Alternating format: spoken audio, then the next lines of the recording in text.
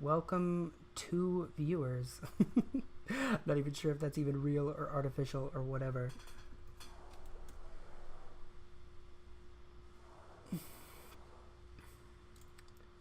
Oh, now 3. Woo! I am going to record this. This is mostly just practice. Building, practice streaming, trying to figure out if this setup even works. The setup's a little janky. I'm here at a makerspace that I'm a member of, just because it's got a lot nicer soldering iron and workstation and stuff like that. But it does mean that there's going to be people walking around, and the wood shop's right over there. Even though it's a cinder block wall, so we don't get a ton of noise, but it still can get loud. I'm also using I don't really have a good streaming camera, so I'm using a 5D Mark II, a DSLR, and just doing a live output to the EOS utility, which it works fine. It just, you lose quite a bit of quality because you have to take a window capture in OBS of like a minimized thing, so it's not true like 1080p, but it works fine for what it does.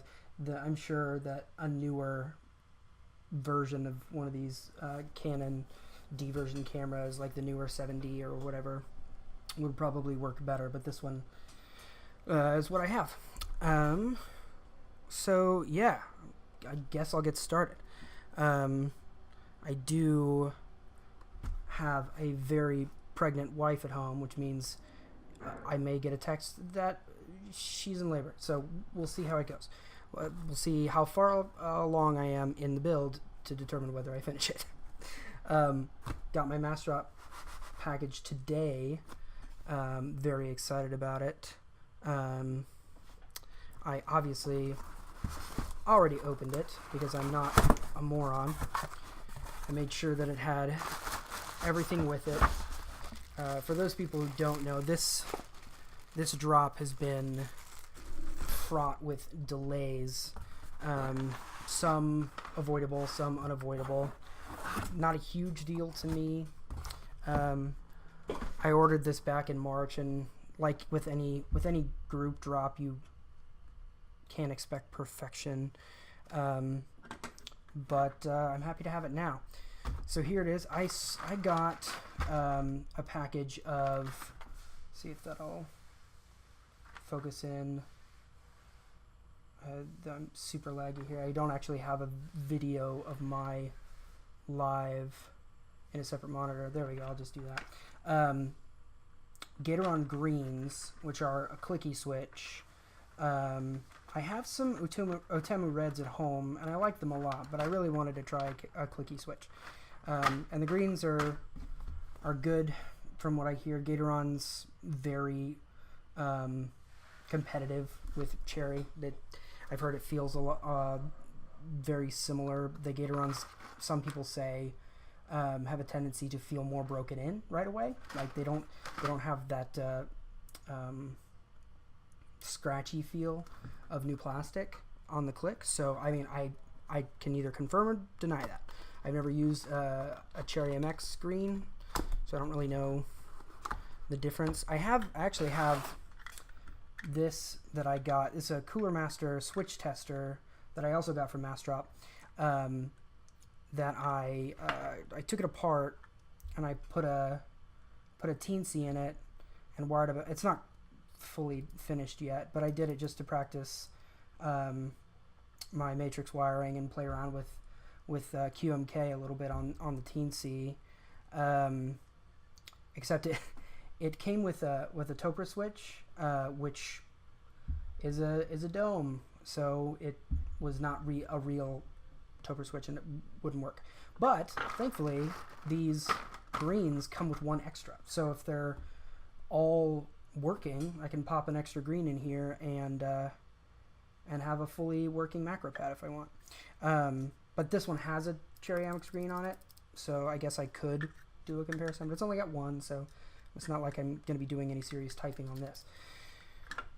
But anyway, that's something that I have from the past. I also have a bunch of stickers that I'm thinking about sticker bombing the plate. I saw somebody in a previous Planck build do that.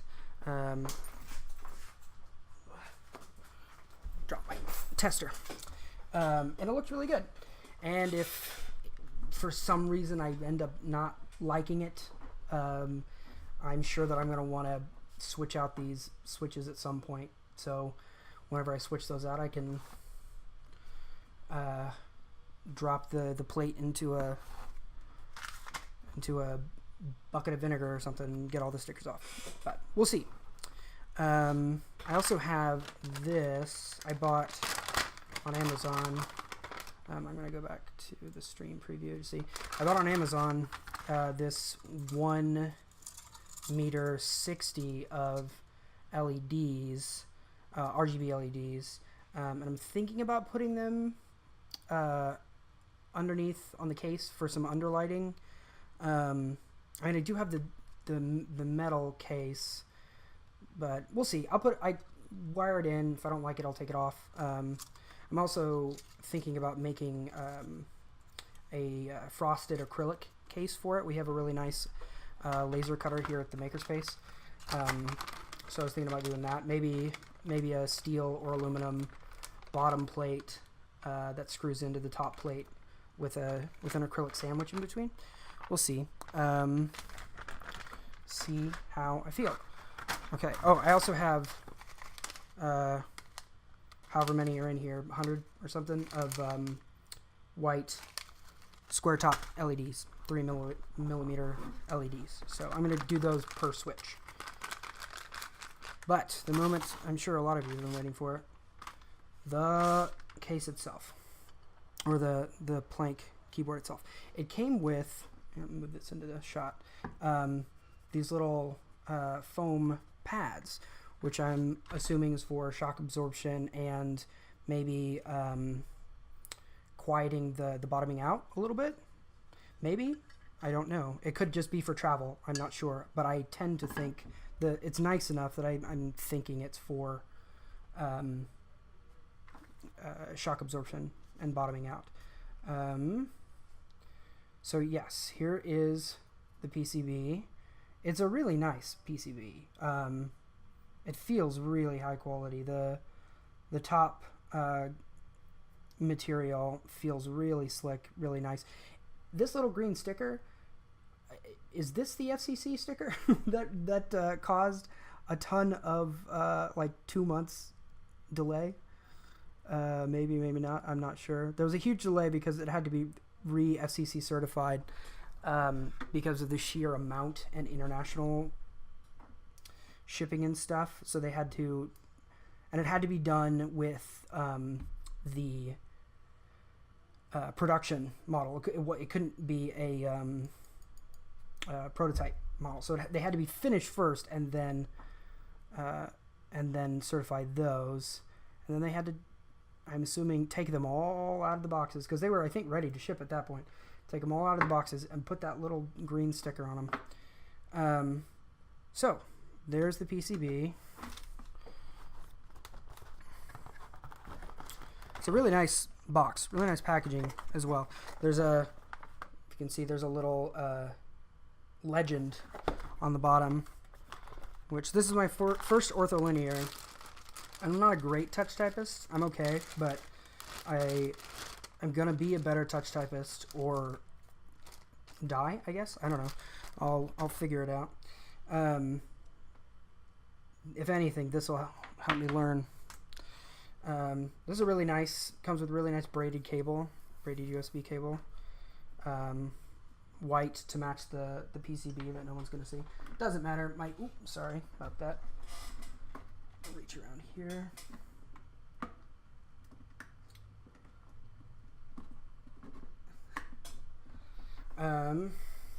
So I've actually already pulled this out and tested it.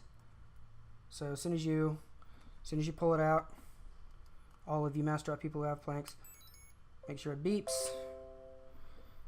And then what you can do, where's my little testy thing? There it is. So I just grabbed a piece of wire and then opened up just a new tab, and then shorted the pins here. Ooh, J. So there. So now I know it works. And I've already tested quite a few of these switches, so I know they're pretty good. Or they're ready to go. So I'll go ahead and put that over there. I went ahead with the non-legend XDA PVT caps, and they include quite a few. So it's got enough if you want to do the MIT or full 48 cap layout. There.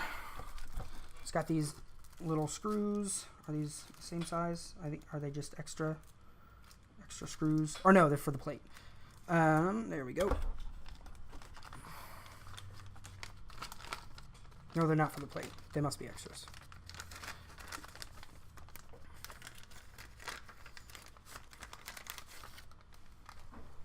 Okay, so here's the plate, and it looks good. It looks nice. I know that in the first drop, like not the one a couple years ago, maybe a year or two ago, there was a fairly large delay, and then because the cutting, or maybe it wasn't a delay, maybe just a bunch of them had to be returned and fixed because there was a miscut in the plate itself, and I think there was a delay in this drop because there was an issue with some of the plates being cut a little bit weird.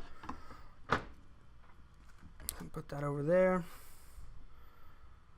and we'll go ahead and start putting stickers on. Also, I don't have a power cable for this camera, so if it cuts out, the battery's died, and I have to switch out a new battery. I also I've got a macro lens in here and a 50mm lens that once I actually start soldering, I'll pull it up a little bit tighter so we can have a better angle on the actual soldering part of it. So yeah, I got a bunch of these stickers I was thinking about putting on here. Let's go ahead and start going.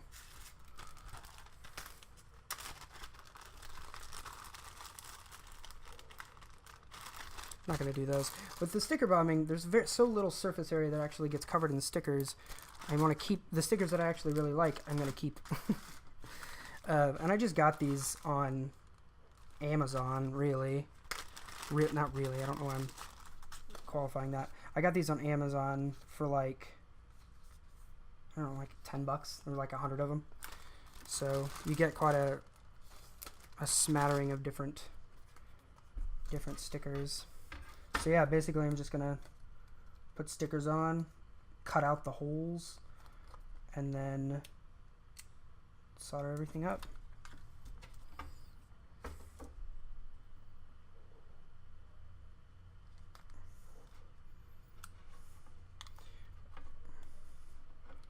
I was talking with can't remember his username, but on Reddit today, on the OOKB subreddit, talking about, he lives in Florida, and talking about I'm assuming a lot of those Plancks got delayed, I imagine, with however many were purchased, like 3,000 or something purchased.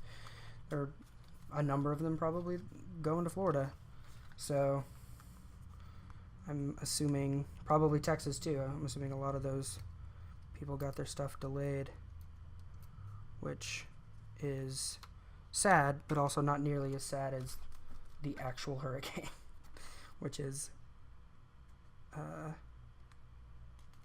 sucky situation all around. I have family on the east coast of Florida, and we're a little bit more relieved now that the Irma has turned more west. I mean, I obviously feel for the people who left their homes to go to like Tampa,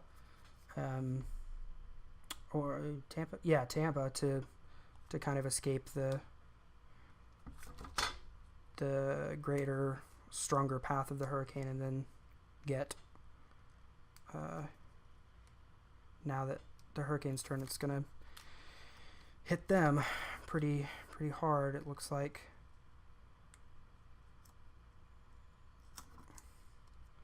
So, yeah.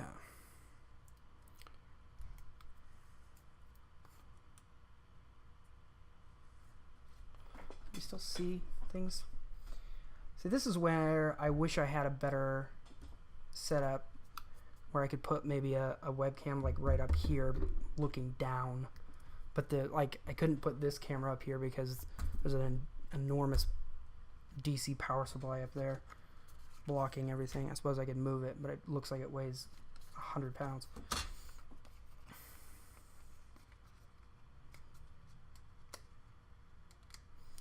So we were at 7 viewers, and now we're down to 4. One of the 7, if you can see in the chat, was my sister, who lives in England. Thank you, Lindsay, for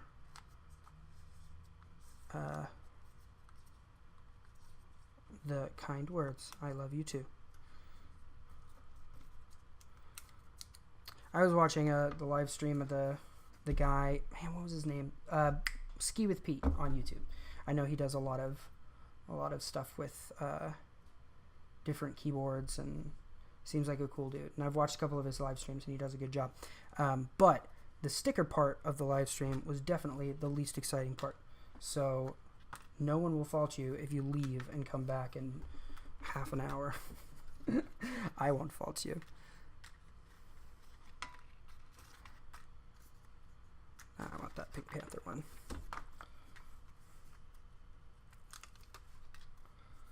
Some of these stickers have varying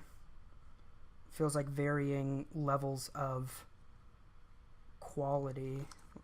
Like, some of them feel a fair bit thicker than the others. I mean, it's not surprising. These are probably just bulk made stickers in China, and they're just all made in different warehouses or wherever, and it's hit or miss on what you get.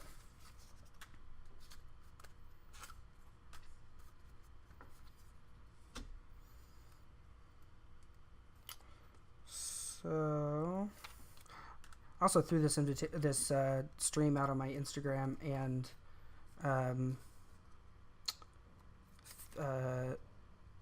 Twitter.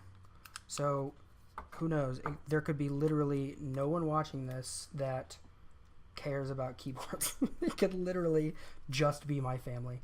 I don't know. That's fine. I like my family. So why would I be sad about getting to hang out with them virtually if not in person? A lot of my family lives in all weird, all over the place places. Like I said, my sister lives in England with her husband. My other sister lives in Alaska.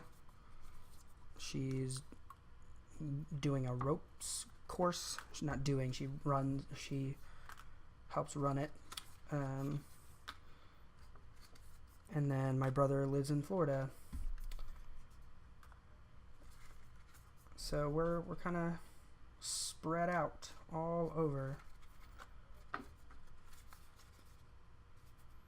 Let's see. Ooh, that's a cool one. Check that out. Can you see that? Does that look weird? Also, the bad thing about the 5D is the autofocus isn't that great. Here, I'll just do this. Ooh. See that? There we go. I'm also watching the video preview on Twitch. I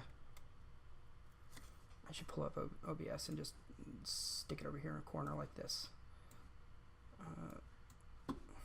There, that was easy. Why didn't I do that the whole time? There, I was doing it, watching the Twitch window so I could see if there's anything in chat. And I needn't have, because there isn't anything in chat. But it does have a significant amount of lag. So I need to see if I can find a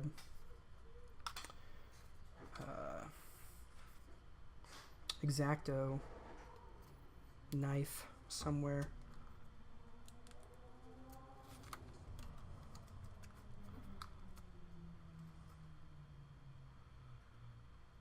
Don't know if any of you have children, but my daughter is 3 and has recently fallen in love with a show on Netflix called Tayo, the Little Bus.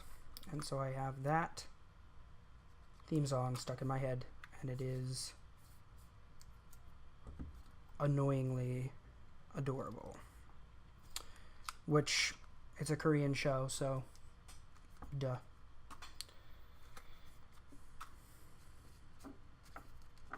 So, that's a good color. I like that color. It's a really big face, though. That's fine. It's going to get cut out anyway.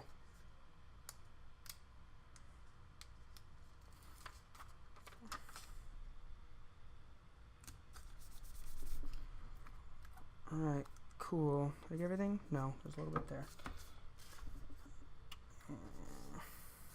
Let's see.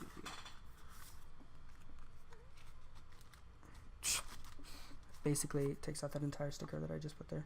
That's fine. I don't care. That was a bad decision anyway. Shouldn't have done that sticker. Who cares about milk, the brand?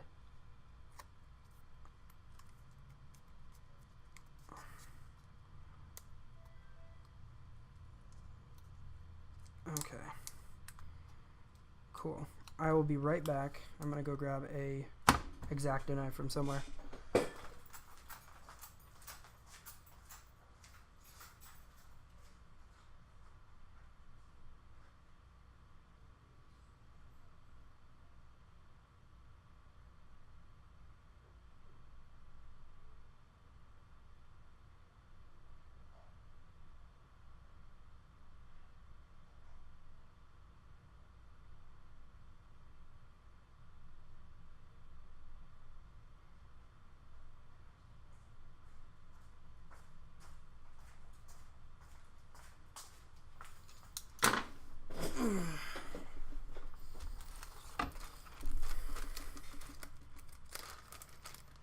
Oh, drop back down to 4 viewers.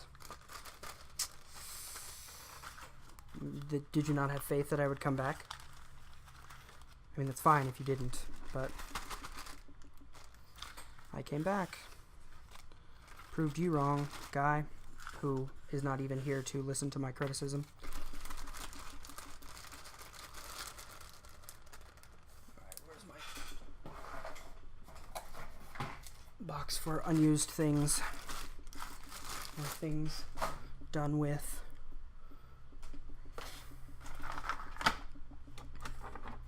Alright. Best way to do this. I can kind of see through. The nice thing about this is that I can cut a little wide because the switches themselves are going to push down on the stickers and kind of push them in against the side.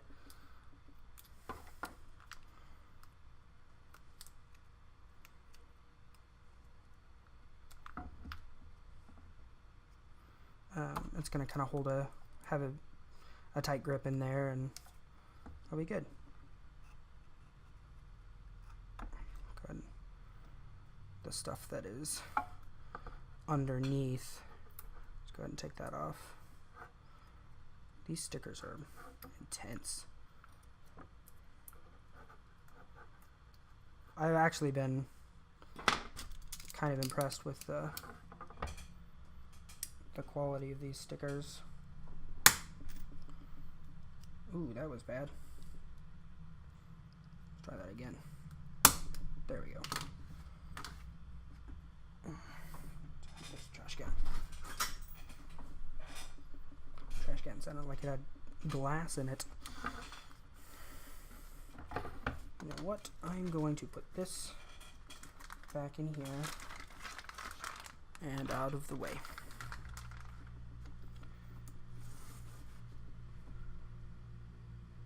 Thank you, Colorful Shoes. I appreciate it. I hope it turns out well. It's the first time I've sticker bombed anything, so it's a learning process.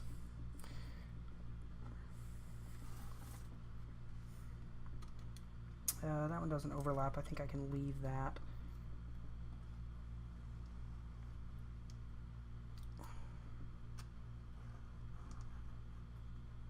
Yeah, this was definitely the way to go. This X-Acto knife is not nearly sharp enough. I started to have a slight moment of panic, being like, man, this cutting out is going to take days. But no, this is money right here.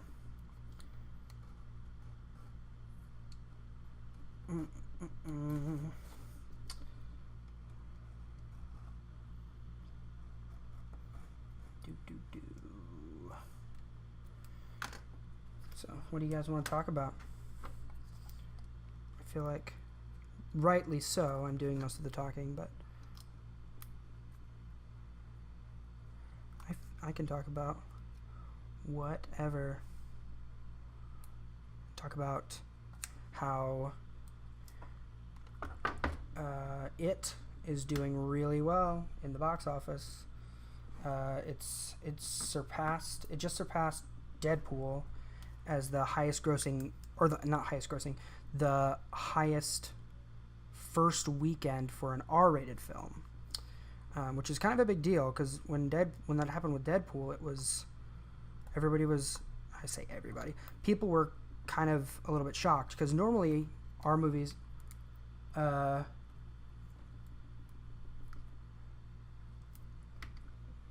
more of a decoupage with some keycaps. It was a pain and didn't work out well. I have to confess that I don't know exactly what decoupage is. Is that just like... I think because of the way it sounds, I always confuse it with Mod Podge, which is like a coding thing. So, I don't know. But I'm going to Google it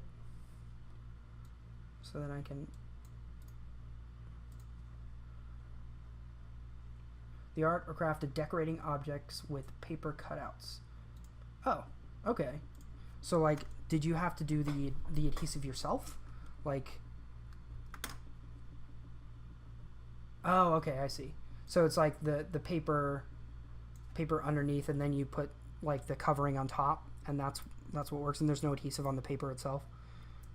Okay. Didn't work out well. Was it the adhesive that was the trouble? I can imagine it would be a pain, like, just like painstakingly like painting each one of those keycaps, probably. Yeah, that sounds like a nightmare.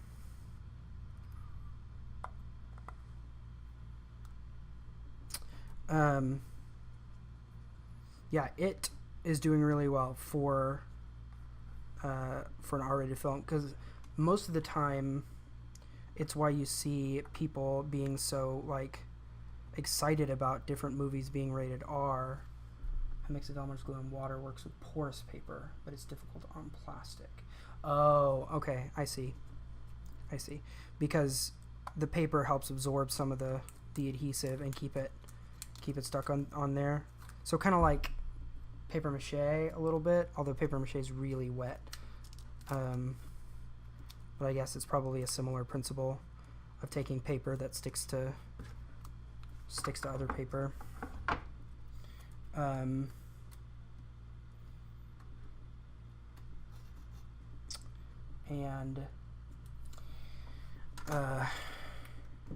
Yeah, there's, if I'm missing out on some of the chat, it's pretty, or not missing out because there's not too many people, but it seems to be a fairly big lag.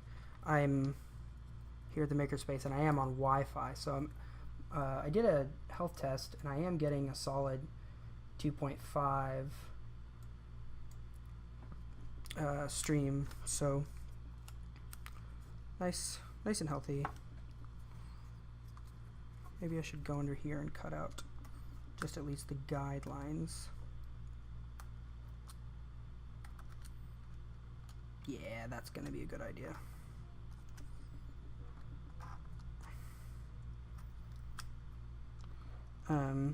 But it is also on track to have the highest weekend for a horror film, which is also a big deal. Previously, Get Out was pretty highly recognized for having a great weekend. It had a great weekend relative to its budget, because it was filmed for basically nothing, and it's really good. Like, seriously, if you haven't seen Get Out, you should probably go see it. Don't read anything about it either. Just go see it. Not go, because it's not in theaters anymore, but pick it up somewhere. I got it like on a weekend deal or something on Google Play for like 99 cents or something like that. And I watched it in the bathtub, and it was glorious. I loved it. I really, really loved it. Excited to see it as well. Refreshing to see some R-rated movies getting good reviews and box office numbers. I agree. I completely agree. I'm happy that they're not pulling the punches. That's why I was really happy with Deadpool. Like, to do Deadpool correctly, it's got to be rated R, and it's got to be kind of rough. Otherwise, it's not really Deadpool. I mean, I'm always happy to see more of these stories that I enjoy, but like anybody, I want to see them done right.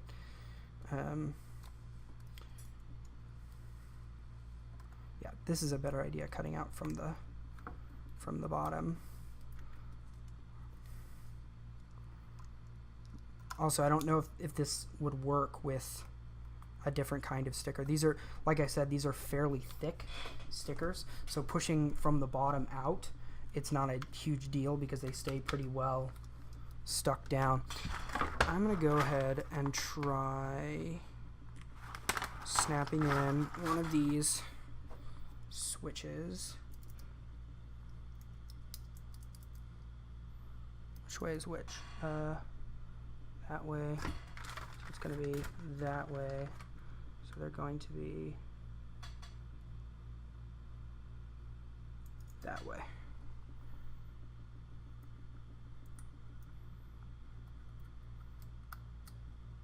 Yeah, nice.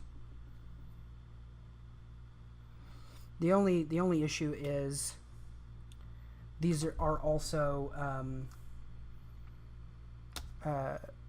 Matthias compatible, so they've got that little notch cut out in there, and so some of the sticker part kind of can get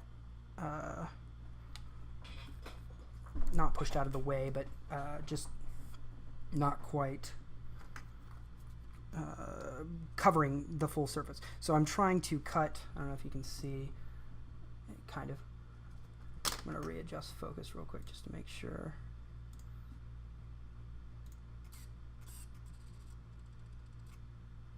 There's another thing with this DSLR is it does not autofocus very well. I'm trying to not cut into those grooves, so that I don't have any gaps. But we'll see. We'll see how that works out for me. Let's see.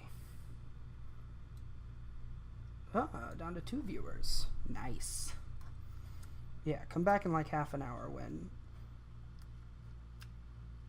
I mean, this is a live stream of building a keyboard. Did you expect it to be exciting? It's a lot of tedious work. But I'm having a lot of fun. I mean, I've been waiting for this keyboard since March. So I am excited to, even if it is a tedious process, it's one that I enjoy. You might want to try keeping the plate face down on the table as you cut, then cut the perimeter of each cutout. You mean like this? Yeah, that is a much smarter idea. There we go. That is a good idea. My only worry there is dulling the blade against the wood, but going a little bit faster. That's true. Probably going to get less sloppy cuts this way. Thank you. Good suggestion. I mentioned on the subreddit that I hoped there would be people more experienced than I here to help explain how to do things without messing everything up. And so far, batting 1,000 in terms of good advice.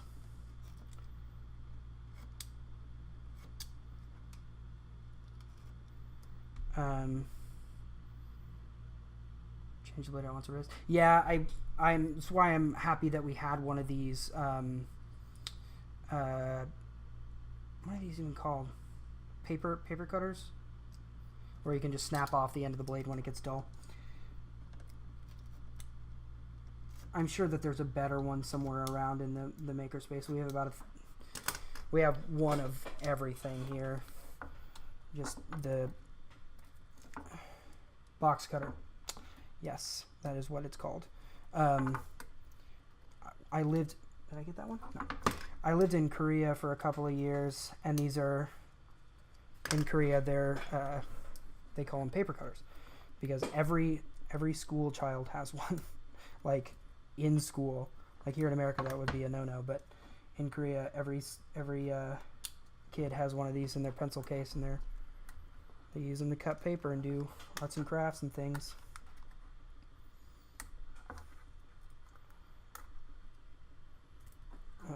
It's pretty fun, or not fun. Unfortunate. I didn't actually get into the mechanical keyboard scene or community until after I moved back to America. So I missed out on quite a lot of opportunity being over there. There's a pretty big Metkey scene in. Yeah, you would get expelled. In Korea, and I lived in Daegu, which is one of the biggest. It's like the third largest city in Korea, about the size of Chicago, and there's a pretty big electronics expo fair there that I could have gone to, or I could have just gotten on a train and went to Seoul. It's like a 2-hour train ride for like $10 or whatever.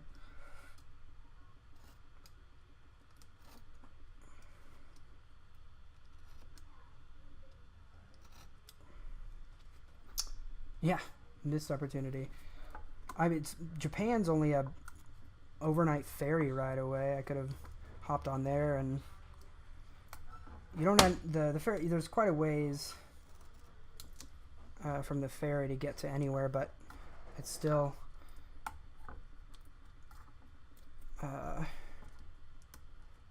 not that far. China's pretty close as well. Am I getting more of those? Nope.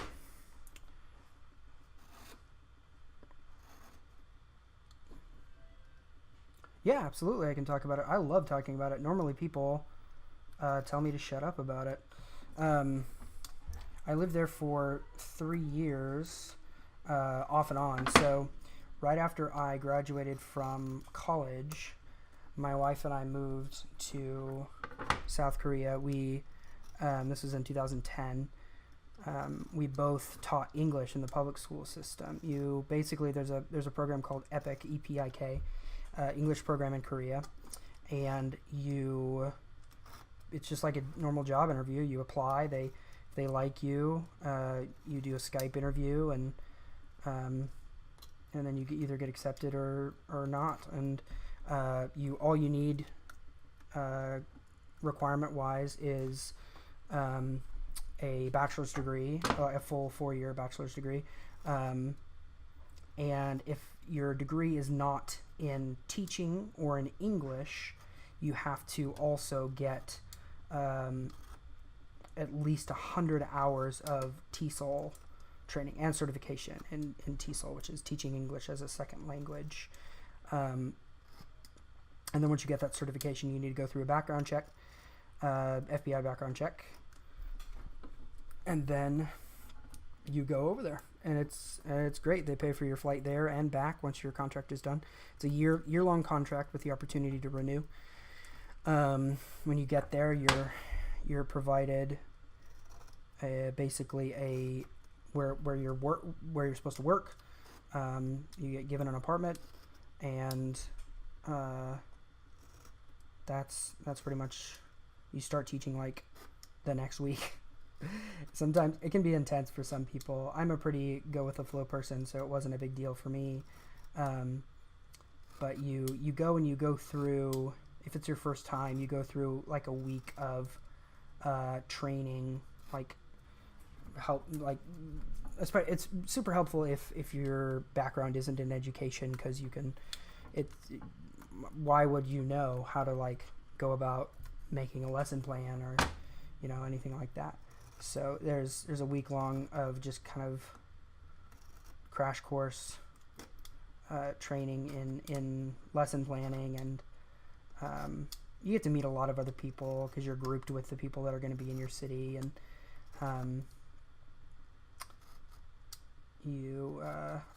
like my best friends were the friends that I made there at that little training area. I have quite a few friends who weren't there as well, but you make a lot of really good friends, and it was a fantastic time. We were there for a year. I taught in an elementary school, and my wife taught in a high school, and we stayed there for a year. Then we came back to the U.S., and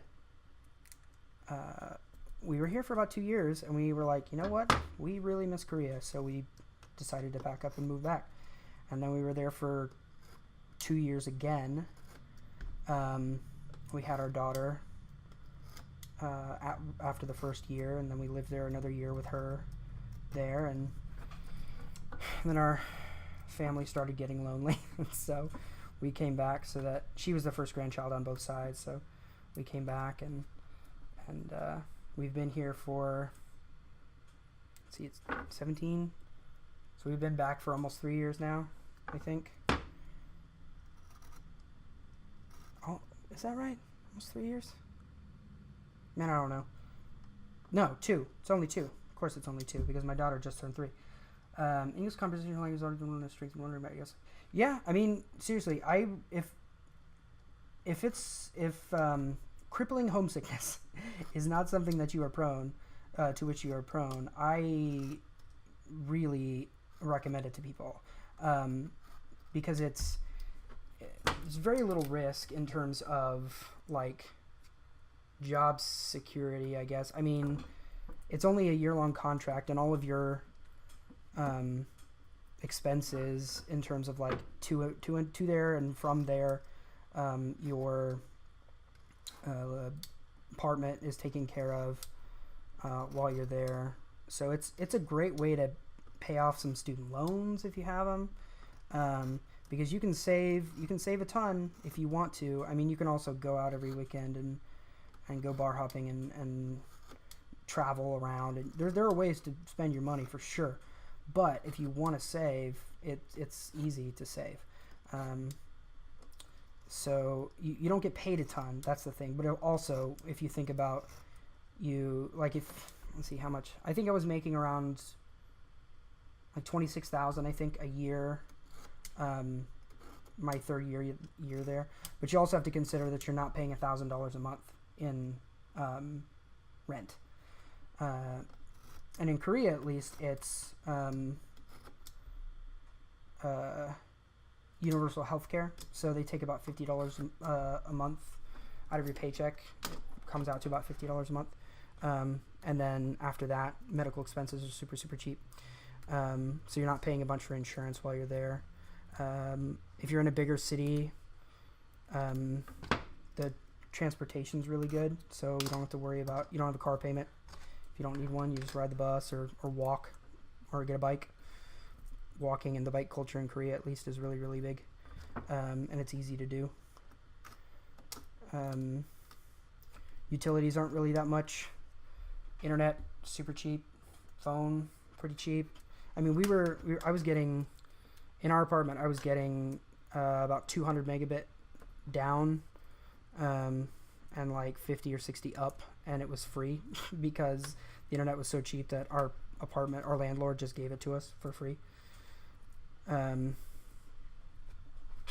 So I highly recommend it. The teaching bubble in Korea, at least, has somewhat burst. So unless you have previous experience, getting a teaching job in Korea is probably going to be pretty difficult. Okay. So that comes off the edge of it. That's fine. I may need to clean up the sides. The outdoors are huge in Korea.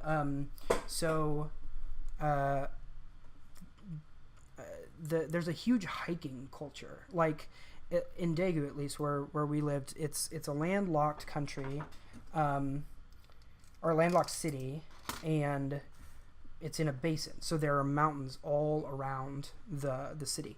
When the first time we lived there, we lived in the suburbs, I say, and we were right next to two pretty popular mountains for hiking, and so we would just go across the highway and go hiking and then come back home.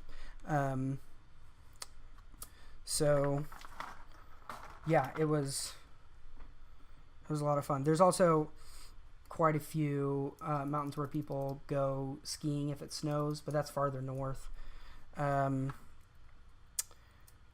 There's a big athletic culture. There's a lot of really popular beaches as well. So down south in Busan and up north in Incheon. Yeah. It's more mountainous than Scotland.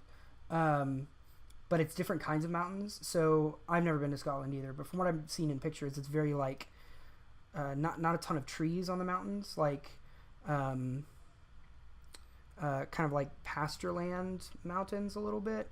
In Korea, it's almost entirely forested. Like it's very, very so if you think about like the mountains in Pennsylvania, like the Appalachians, it's kind of like that. The mountains in Korea, at least in most of the places that we were. There's a really cool area north of where we lived called Palgongsan, which is the tallest mountain in the general vicinity. And it's a huge tourist attraction. People drive from all over to come and hike it or take the cable car up. There's a really beautiful cable car ride up the mountain, and not all of the trees, but a lot of the trees are deciduous, not coniferous. So in the fall, it gets really, really pretty going up that cable car ride.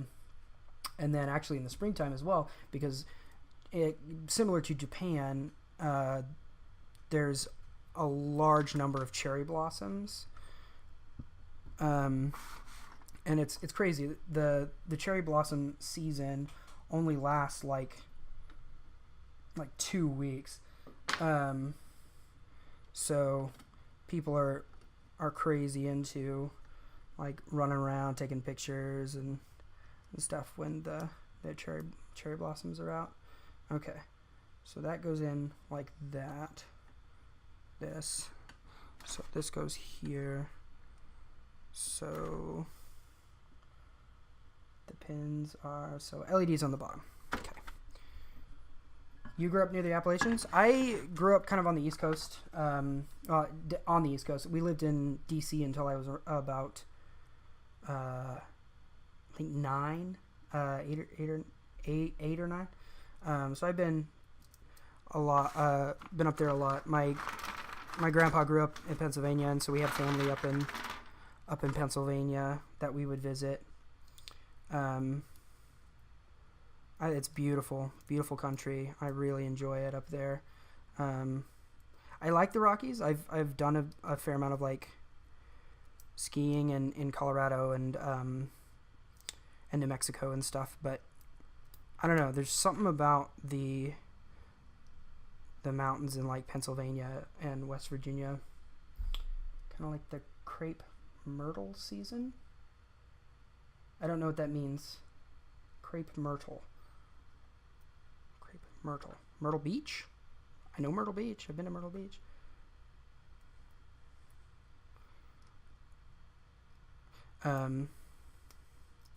But yeah, something about those type of mountains. Oh, cherry blossoms.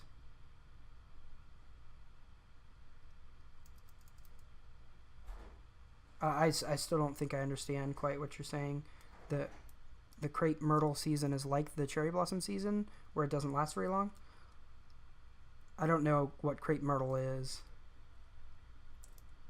unless you're typing on a phone and crepe myrtle was auto-corrected from cherry blossoms. I don't know.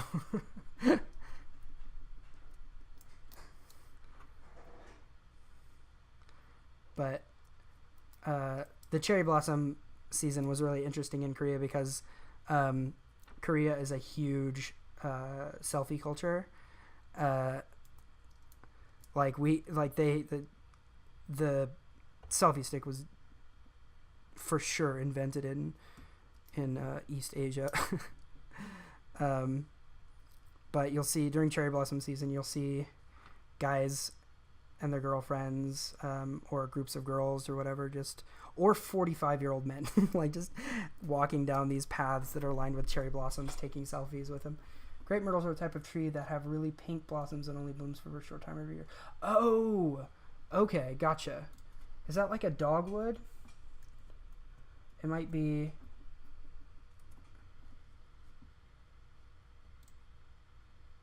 Okay, yes, I do recognize this tree. Yes, I do. Do they drop like the tiny little petals everywhere? Because cherry blossoms do. Cherry blossoms drop these little petals everywhere, and it makes the roads super dirty. There's also this other tree. We can talk about trees in Korea for a while. There's this other tree that has this little thing that they call jujubes, which I don't really know exactly what they are, but they're like this nut that is covered in this like fleshy fruit thing. Same area as dogwoods for sure. Newport News VS. I gotcha.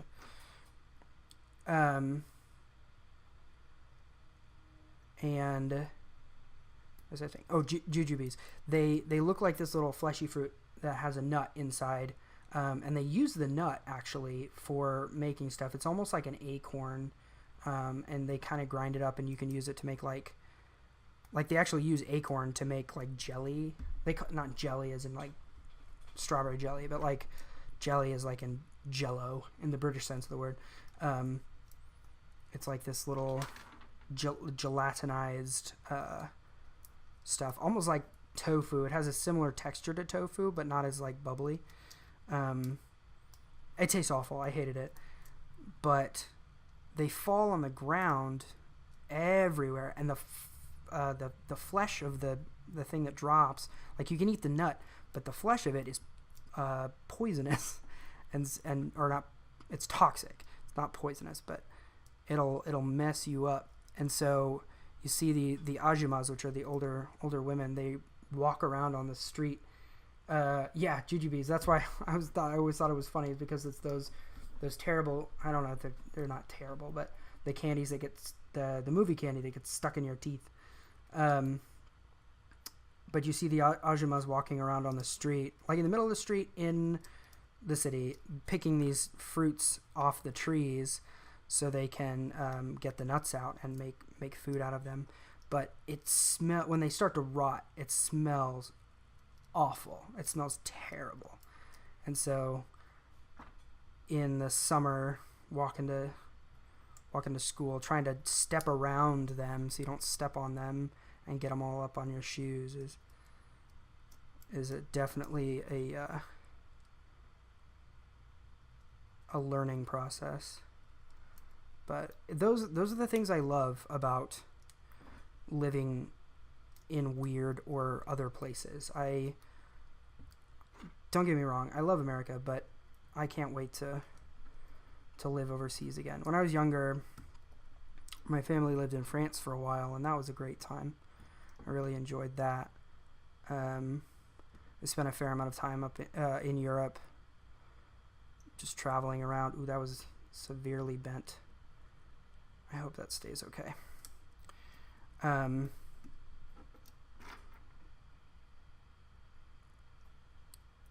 And I love traveling. When we were in, it's another really nice thing about teaching English in Asia is that it's expensive to get there initially, but once you get there, it's pretty cheap to get around.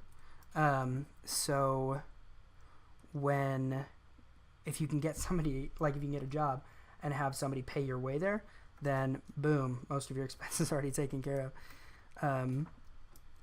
And it's fairly easy to get around to other parts of Asia once you're already down in Korea.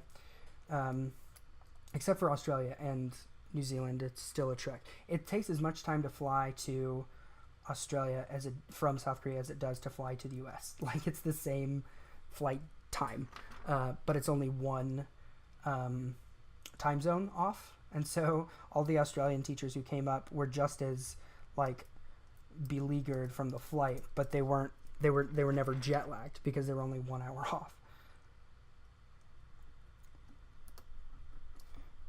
But when we were there, we had the opportunity to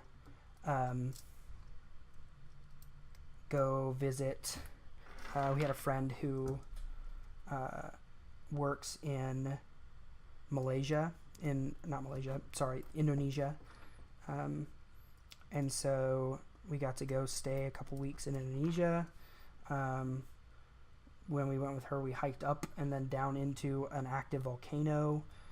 We went on this nature trail hike that we actually had to physically climb up these bunches of little waterfalls, and like there were waterfalls that fell into like these caves, and you could walk into these caves where they were like you had to walk through the river basically into these caves. It was fantastic. I really enjoyed Indonesia. I keep saying Malaysia. Indonesia. And then we just decided, before we had our daughter, we decided, well, we need a before baby trip. So we booked some flights and flew to the Philippines. We just spent about a week in the Philippines, and that was awesome. The Philippines is a really cool country, especially since it's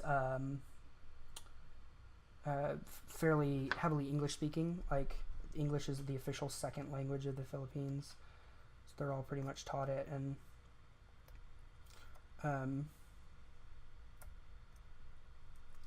there's lots of easy signs and stuff. Oh man, the food in the Philippines was fantastic. Really enjoyed it. It's sad that there isn't a more strong, at least in this area of America, a strong ethnic of Filipino population. Where I am, there's actually quite a bit of Korean and Chinese, and I love Korean food, but also a fair amount of Thai and Vietnamese. But I don't think I've ever been to a Filipino restaurant in America, which makes me sad because I love their food. All right, there it is. Boom. Can you see that?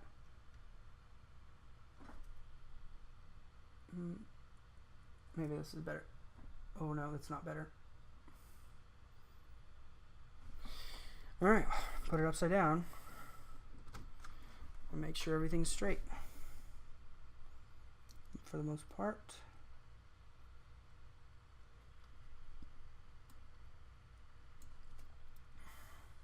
How's my battery life doing on my camera? Oh, not bad. 3 bars. Nice.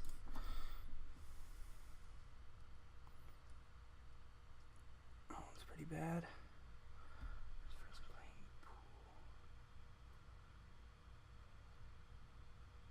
Nice. Like, so you play pool like at a pool hall?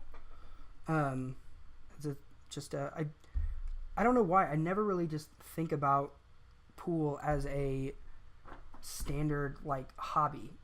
Maybe that's because I've never been any good at it. I mean, my grandpa had a table in the basement when I was little, and so we played it quite a bit there. But I don't know. I always what kind of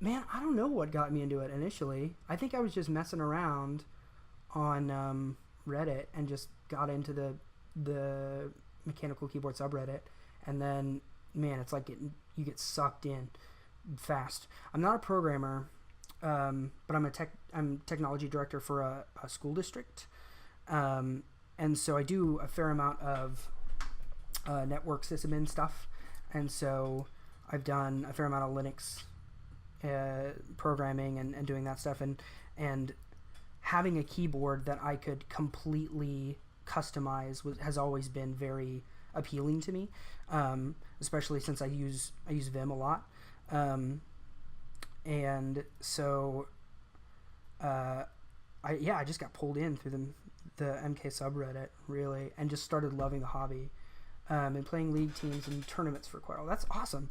Yeah, I always kind of equate pool on the same level as like darts, I guess. At least for me. I'm not trying to like minimize your hobby, but or your sport or your whatever, however important it is to you. Maybe it's just because I'm equally bad at all of those things, like darts and pool and all those very niche sports like bowling, or like the people that they're not the huge sports like soccer, football, or tennis or whatever, but the people that are super into it, and I think that's cool. That's one of the things I love about that's one of the things I love about the mechanical keyboard community, is the people that are into it are super into it, and just really cool people on the whole. It seems like it's just a really, really welcoming community. Nope, this way. All right, here we go. Putting it on.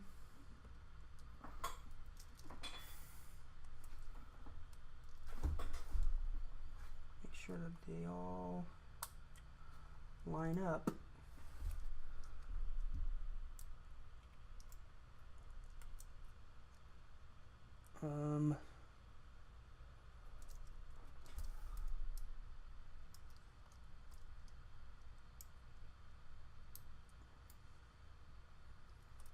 What's not happening here that needs to be happening? Ugh.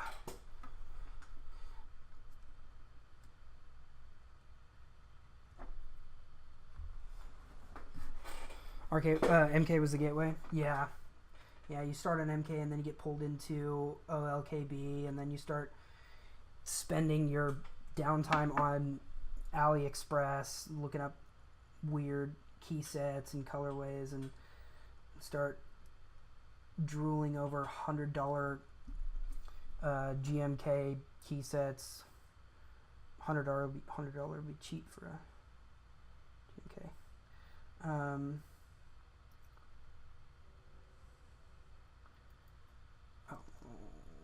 That wasn't quite snapped in. Okay, how about now?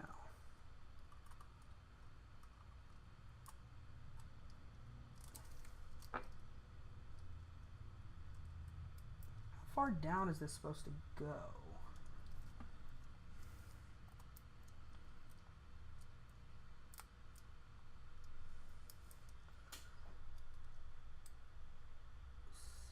Oh, that's getting pushed down. I'm gonna switch this key out for this one.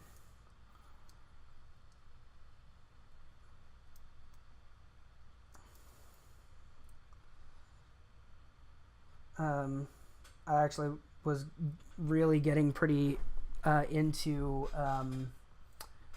researching like resin pouring and mold making and stuff for potentially making my own artisans and stuff like that. I really enjoy crafty, do-it-yourself DIY things. That's better. That's much better. And so that really appeals to me as well. The whole artisan making community. I bought, see the pins poke above the hole, about an 1/8 and a 1/16 of an inch because they're different heights. Yeah, I think that's right. It's pretty tough to see. I mean, I can see them all poking through, and I get the stabilizer knobs in here. There's just one pin over here that was laying down flat. If you can see, it's pretty bent. So I just switched it out. I can straighten it out with a pair of needle nose pliers. Not different heights, but the range. Got it. Yeah, so I'll just look through, make sure I've got pins on, 2 pins on each. 1, 2, 2, 2, 2, 2, 2, 2, 2, 2, 2.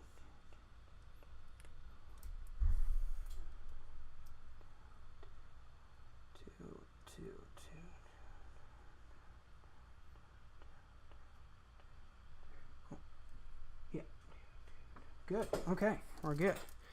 I'm wondering if I should do the LEDs now. Probably should, shouldn't I? Before I solder all these in. And then I should just solder it all at once. All right.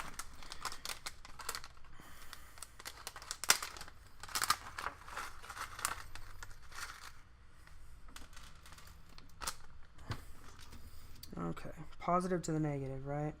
Positive is the long one.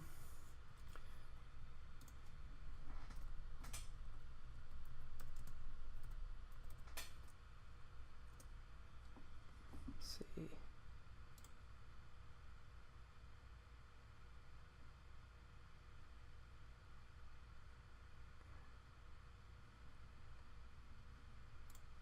Yeah, positive is the long one. Okay. So the positive is on the left side for these.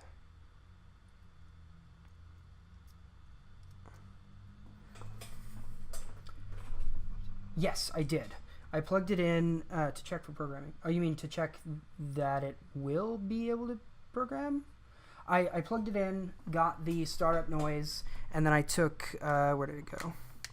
I took a cable and shorted the pins on a bunch of the different spots to make sure, and I got actual keystrokes and everything, so everything looks good in that respect. So the LEDs that I'm using are these.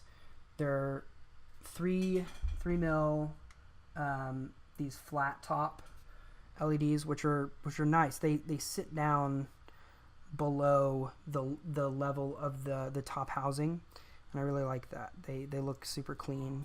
They're also not, they're about let's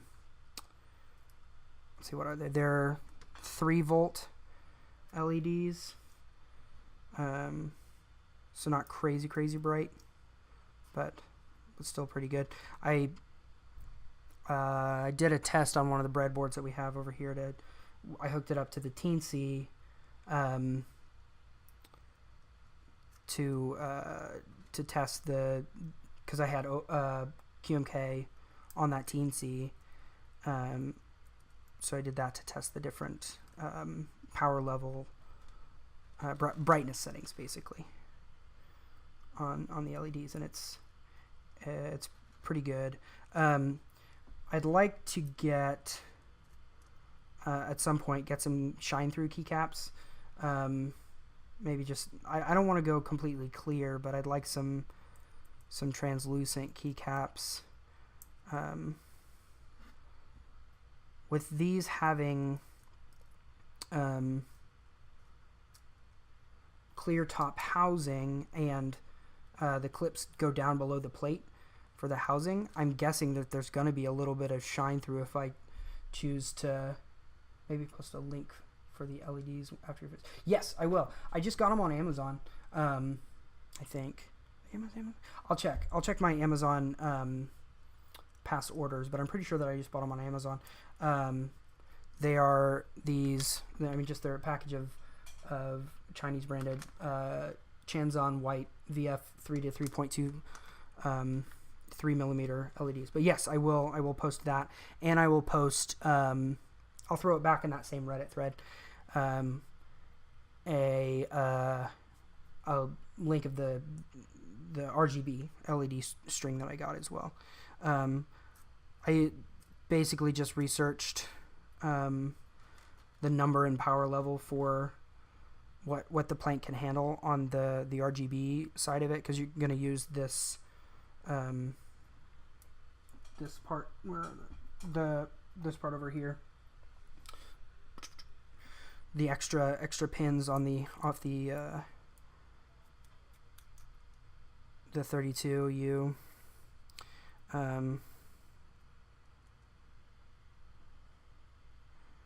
So I should probably bend these over after I've done a row.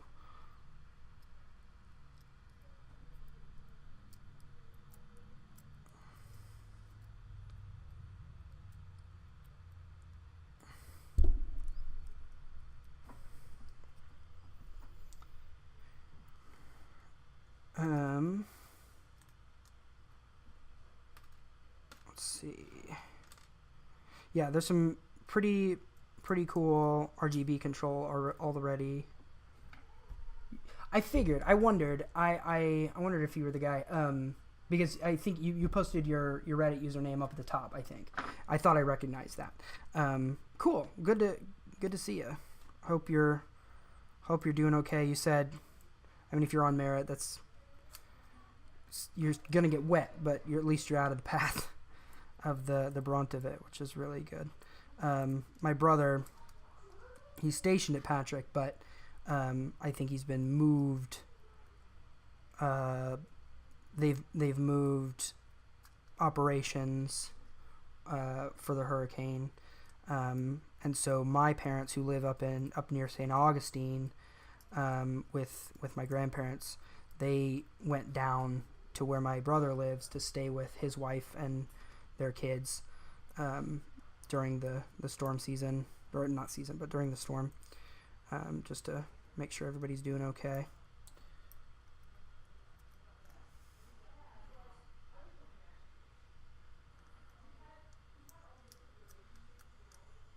Okay.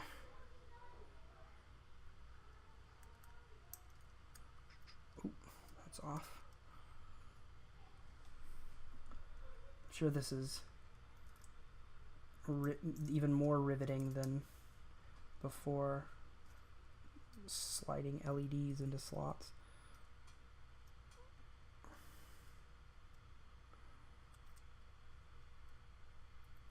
Okay. Half done. 2 rows done.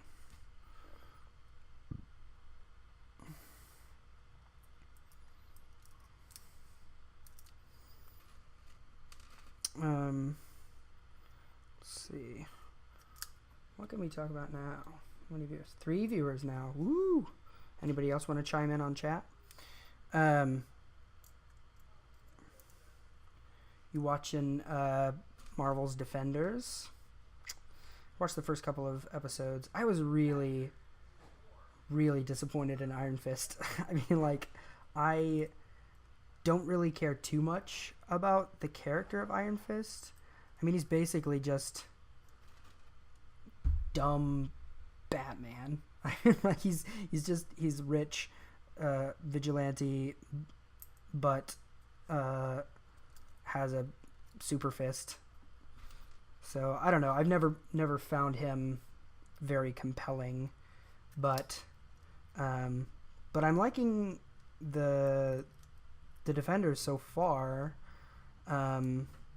I really enjoy the interaction between the main characters. I love the first season of Daredevil so much, and I don't know how much of that was due to the acting of the guy who played Wilson Fisk. I loved Fisk so much. He was such an interesting character. And then Defender was improved. Good. I haven't finished it yet, so I'm excited to keep going. But I thought the Iron Fist or the Wilson Fisk was fantastic bad guy, and then they went over and beyond that with David Tennant as the bad guy in Jessica Jones. He was terrifying. It was so good. I love David Tennant from Doctor Who and Broadchurch and stuff like that.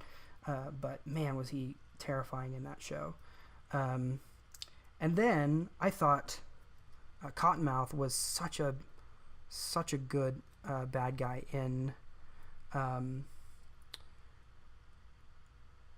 Luke Cage. Mahershala Ali is such a good actor. I haven't seen Moonlight yet, but I'm really looking forward to it. I've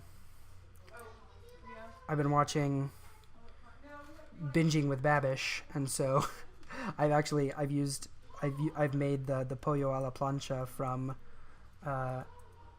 Moonlight, but I haven't actually seen it yet. I'm really looking forward to it. What's the deal with that one? But I'm excited to finish Defenders. And then I really hope we get a standalone Punisher. I can't remember if that was hinted at or not. But the Punisher, I wasn't super impressed. Right.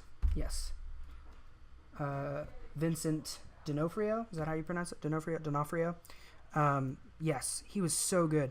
And I didn't notice until halfway through watching it. I'm like, he was the bad guy in Men in Black. It was so weird. But he was, oh man, he was so good. But I wasn't as much a fan of the second season of Daredevil as I was with the first, but all of the Punisher bits were really good. I haven't watched a lot of The Walking Dead, but what I have seen, I really enjoy that guy in that show, in The Walking Dead. He seems like a really solid character actor. Yeah, Netflix doing work. I really like what they're doing in terms of original programming. Mahershala Ali was great in Luke Cage. Good Punisher standalone. I'm very excited for that. Now, if only we could get a Punisher Spider-Man crossover like I remember from when I was a child. I remember after school watching, I think it was on Fox. I think both were on Fox. The Batman the Animated Series, and then the Spider-Man Animated Series. I loved both of those. Okay.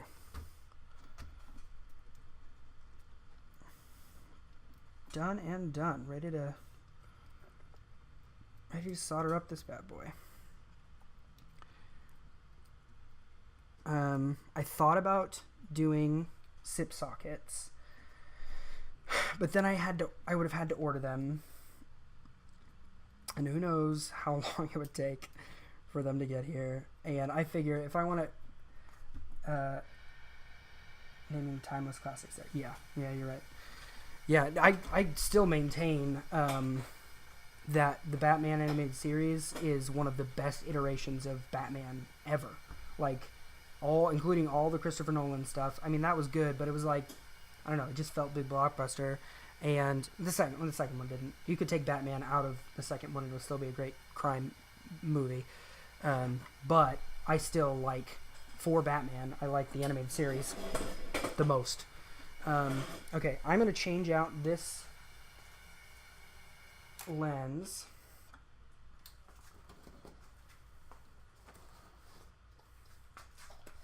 To this bad boy. see if we can get some close-ups of the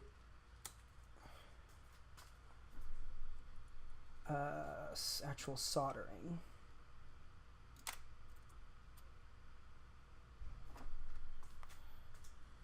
Move it here.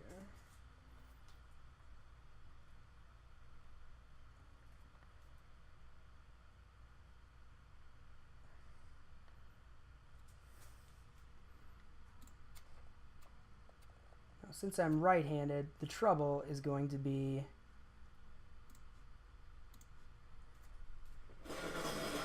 keeping my not bumping the camera for number one. Keeping my hands out of the shot. All right. Let me pause for a second. Not pause the stream, but just pause in my production so I can kind of do a little bit of cleanup here.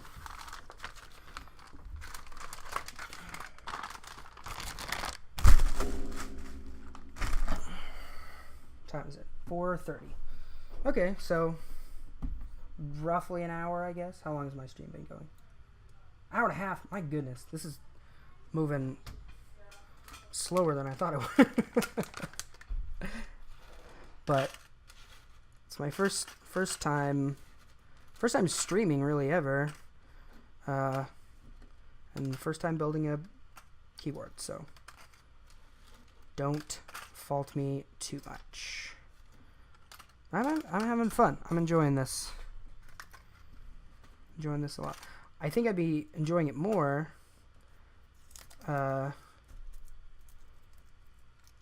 if there were, I mean, it just makes sense if there were a couple more people in the stream to chat with us. But we're having a good chat.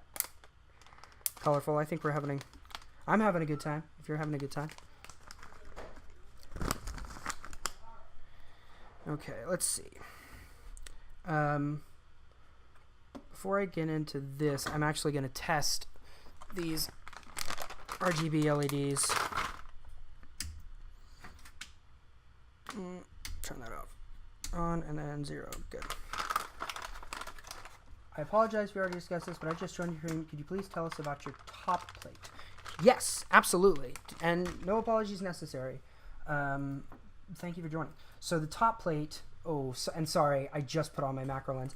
I'll go here. My top plate is just the normal mass drop plate, but then I sticker bombed it. So I put stickers on and then cut it out. And per Colorful Shoes' suggestion, I laid it down and cut it out from the inside, especially since this is an Matthias compatible plate as well. It's got those little notches in it, and so I tried to cut out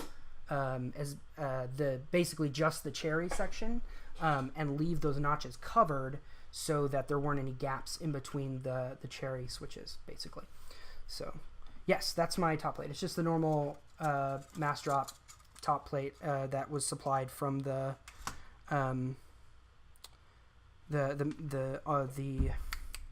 OLKB specs, basically.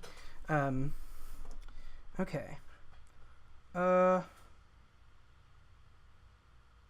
Yeah, maybe I'll play with this later. I'll play with this later.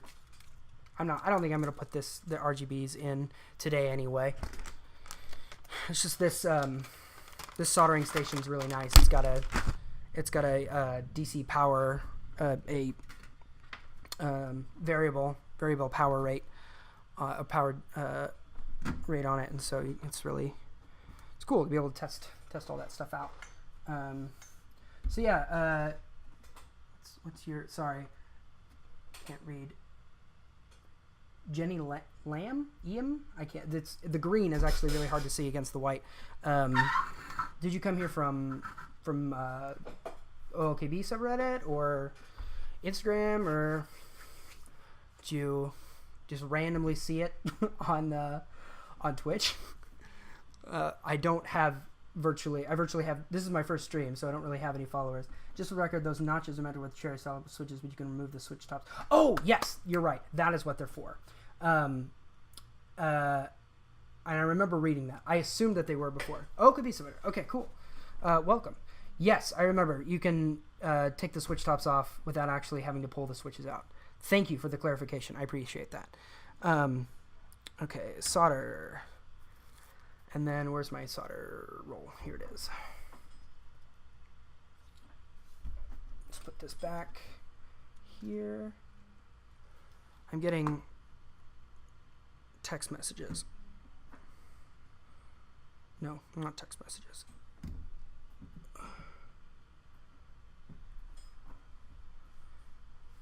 Sorry, for new people, my wife is super pregnant, and so, oh, Kibi, hey. So I have to make sure that she's not going into labor. Cool, she's not. All right. Whew, nervous. Move this to easily seeable spot. So I put this tip on. You can see it's a really thin, flat tip. My goodness, that depth of field on that lens is insane. What does this do? Nothing. Well, I don't know that there's much I can do about that. Congratulations. Thank you. I appreciate it. It's our second one, our second little girl. We're very, very excited. I should probably do the LEDs first, huh? Because then I can snip off the tops and then go through on the switches. Yes, that's what I'm going to do. Soldering station temperature. What should I set the temperature at? 400, probably. Something close to 400. I don't want to set it too high because I don't want to burn the PCB.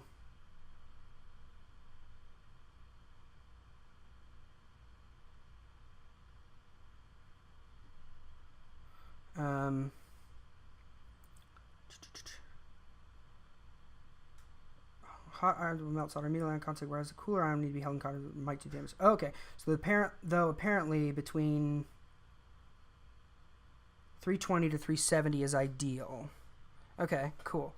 I don't know on this soldering station whether it's at 325 right now. That's okay. Let's go up to 350. Oh wait, that's not that.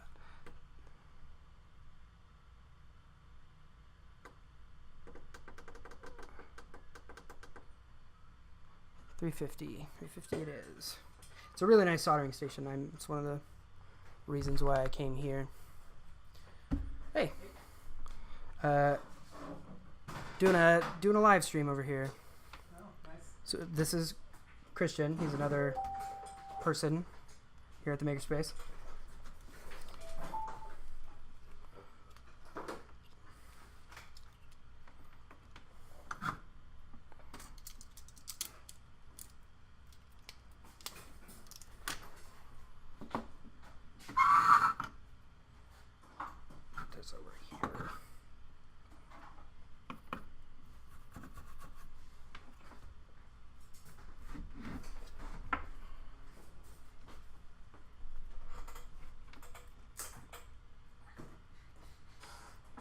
It's not something I want to hear on your first anything over there. Yeah, just broke in a place I didn't want it to. That's fine.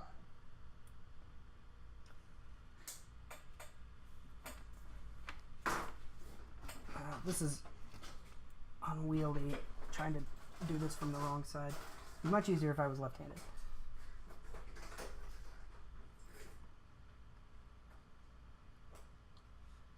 Also, I should turn this fan on. Let me know if the fan is loud. I can try to reposition my mic.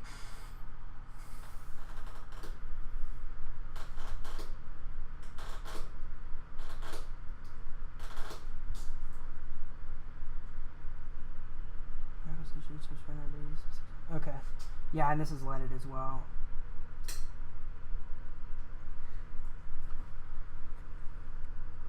Yeah, that seems to be ideal.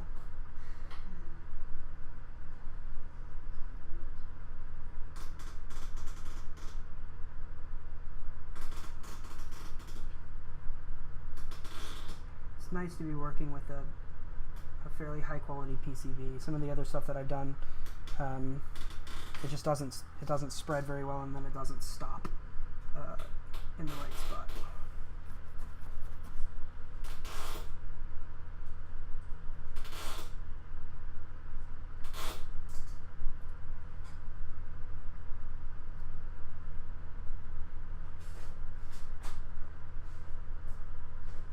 Have to be more careful. I almost desoldered that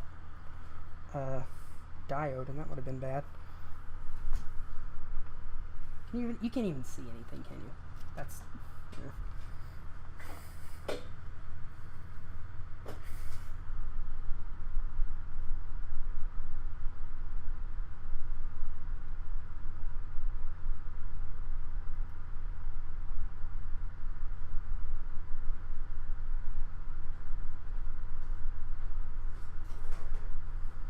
This is a really quality PCB.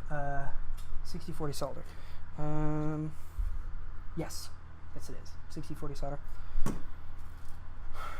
Or solder if one of you is British. Oh, and welcome to Evader. Evader? Is that what it's supposed to be? It's 6040. I have no idea. It's got 1.8% flux on it, 0.6 millimeter. I wanted something pretty thin.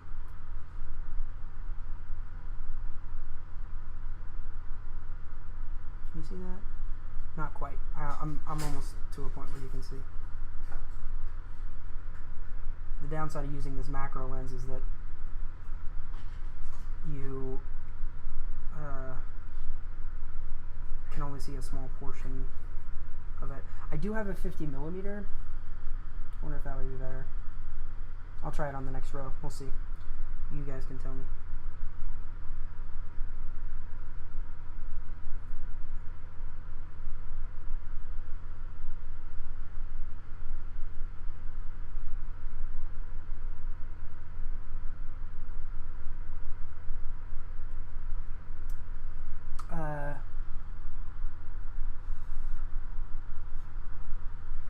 Flux overfill.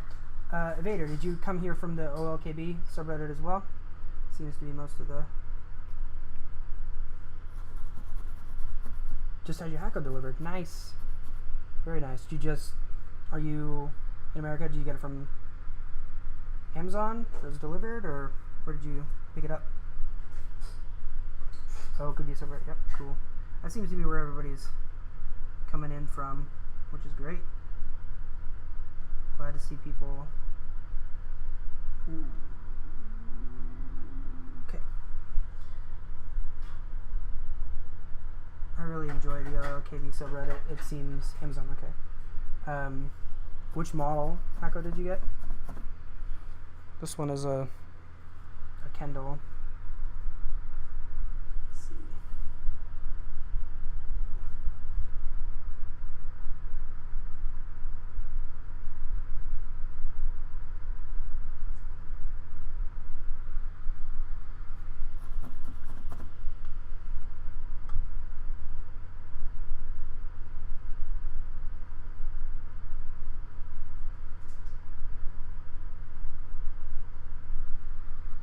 Let's see. Okay, cool.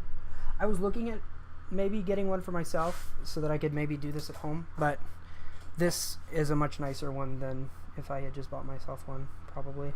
More than I would have been willing to spend anyway for the random projects that I do. And I already pay a monthly fee here, so I might as well come here and use it.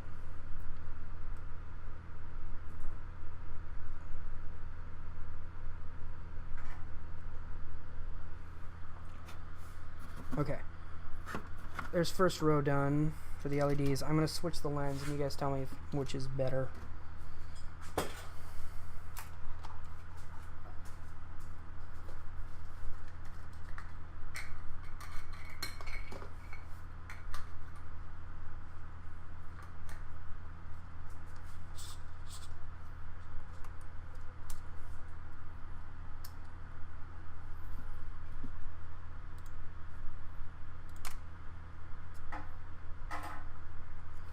Is that too far away?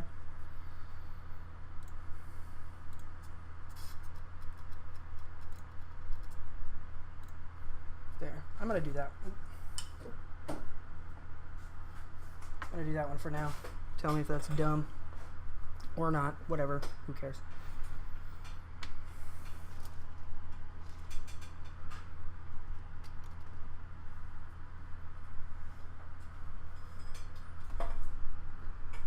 Use your more than you expected you would? Yeah, I suppose that's true. If I had one that I had access to all the time, I probably would use it more than I think. I like to tinker, but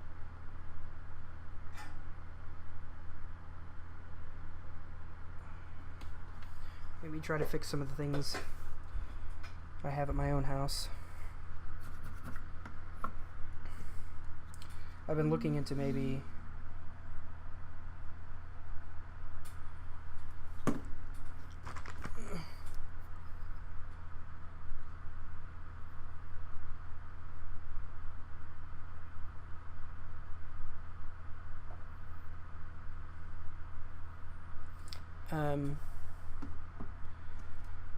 maybe doing some home automation stuff with some Raspberry Pi or Teensy or something like that. I'd really like to make a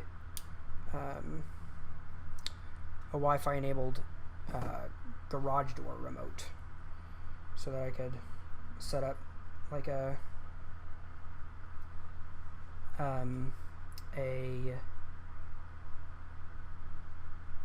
what am I trying to say?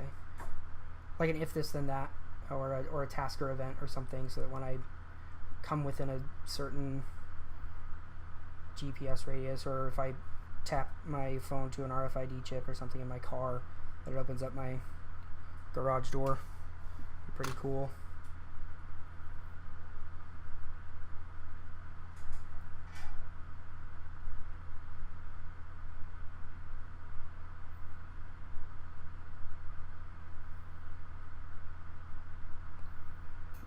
I think my friend just drove by. She texted me and was like, "What are you doing at Make ICT?"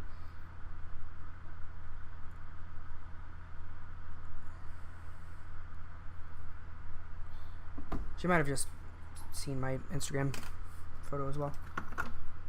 Okay, row number 2. Have you watched any of Ski with Pete YouTube streams? He's doing exactly what you're talking about. Not with the home automation stuff. I did watch his Planck build. I actually watched that live stream.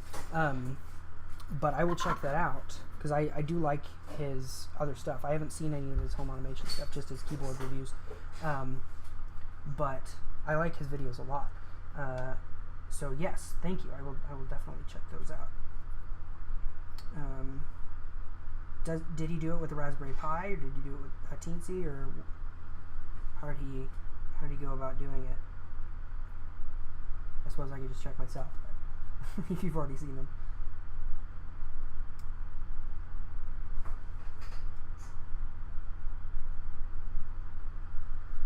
Oh, they're new. Okay. Maybe I remember just him talking about them. Talking about planning doing them.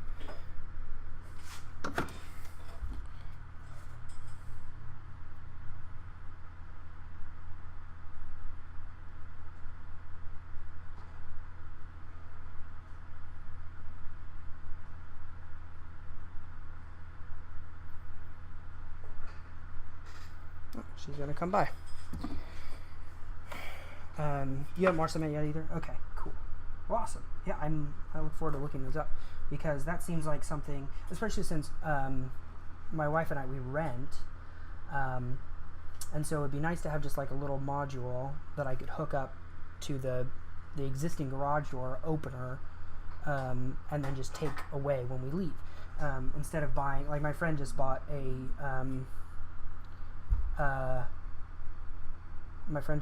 a garage door, like a smart garage door module motor, and it's all included with the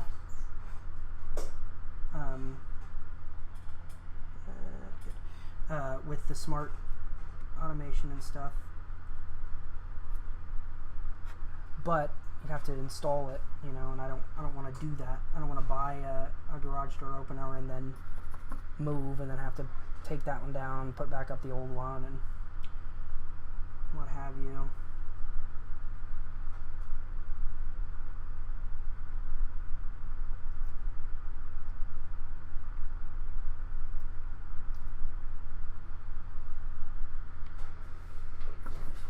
So are any of you guys on the Planck drop, or are you just hanging out? Or not hanging out, but you are hanging out, and I welcome you, and I'm glad that you're here. But Color for Shoes, you said you are, right? You are in on the Planck drop, and that's why you were a little bit disappointed it was delayed.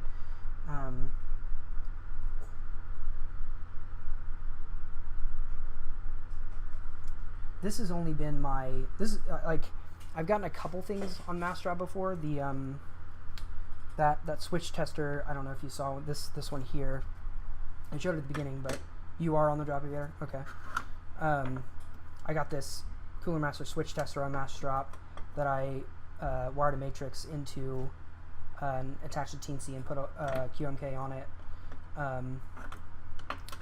So when I was playing around with it, and then I think I got a knife as well on Massdrop. But this has been I haven't had a ton of experience with Massdrop before. So this one, I don't know. I mean, I know group buys, man, you take what you can get, but it's been just one thing after another on this drop. I mean, I'm happy with the result, and I knew it was going to be quality, so that's one of the things I was fine with waiting for, but I don't know if I'm going to go in on a big drop with them again until I see evidence of maybe a little bit more attention to just communication in general. They just seem to be lacking. They've really picked up. I was in on the last bit, and it was a mess. So this is your. So you have the Planck revision 2 as well. Was that a revision 2? Or was that first revision? Can't remember which one. This is revision 4. But yeah, I don't know how I feel about going in on like a big key set drop, especially if it's a new colorway or something. Because there's so much like manufacturing problem that can go in problems with specific, especially new colorways. So I don't know. We'll see. I'd really like a nice colorway. Oh, you returned it? Okay.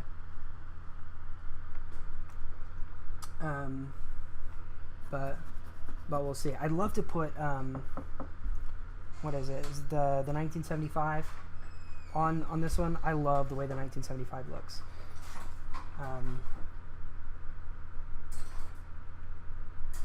I just started getting into the mechanical keyboard community after a couple of really cool colorways that already come and gone on Massdrop. Like I just missed the drop for the Chocolatier and for the Hawaii one, and both of those I really enjoy. Their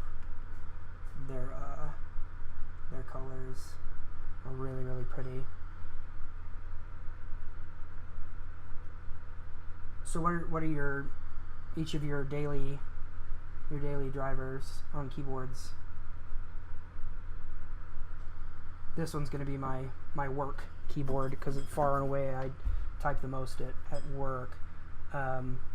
But I'll probably buy, because I bought like a couple hundred diodes when I got all the other stuff, and so I'd really like to hand wire a let split for keeping it home. But we'll see. People have been doing some really interesting stuff with the let split. Like there's a guy I just saw. Okay. Cool. You like the Bluetooth with it? I don't know what it is. I've always had trouble with Bluetooth, just anything. Like headphones or connection with in my car or whatever. I don't know. am always wary around anything Bluetooth.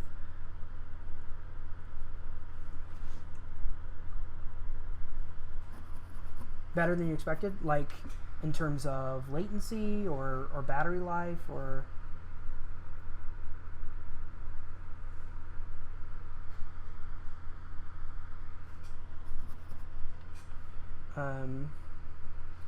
VB87. What size is that? Is that a 60%? Or is 87 the indicator? Is it 10 kilos? All around good experience. Okay, cool. I wouldn't mind having a.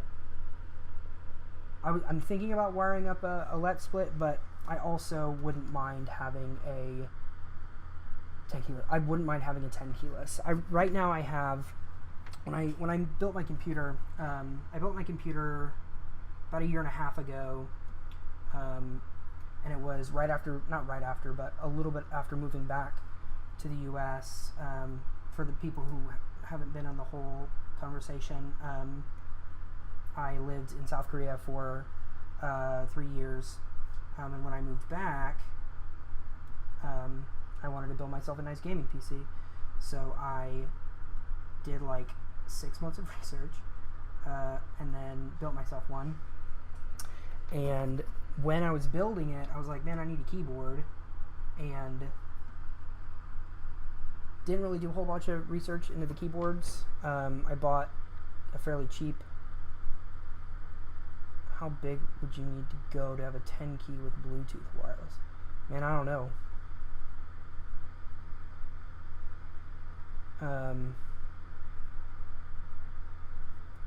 But I just bought a pretty inexpensive full size keyboard from Monoprice, and it's actually been nice. It's just their basic quote unquote gaming keyboard, and it came with Otemu Reds and white LEDs, and is pretty bare bones, but it's been an interesting experience. Okay, I will be back in like 30 seconds. I'm gonna go let my friend in.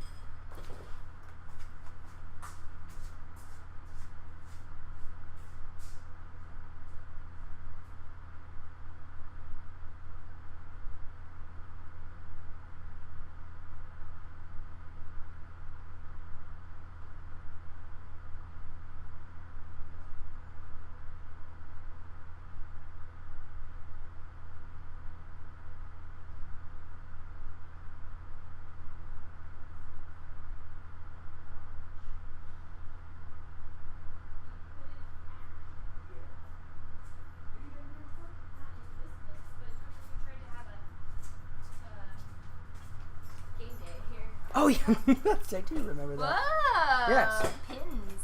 This is Kayla. Hey. Hello, people. This is my crazy. There's people crazy plural stuff. happening. There are 5 viewers. Hey there. Marcy. Show me the setup here. Okay, so I had to kind of do a little bit of a janky workaround setup, and some of you guys may find this interesting as well. So I've got a Canon 5D Mark II that's running into my computer, and I'm using yours? yeah. We've had it for a long time. I mean, Laura got it when she was doing her stuff. But so it runs into the EOS utility, and I can do a capture of it. So, and then I just have OBS set to just grab this portion of the screen. Nice. And I have to keep.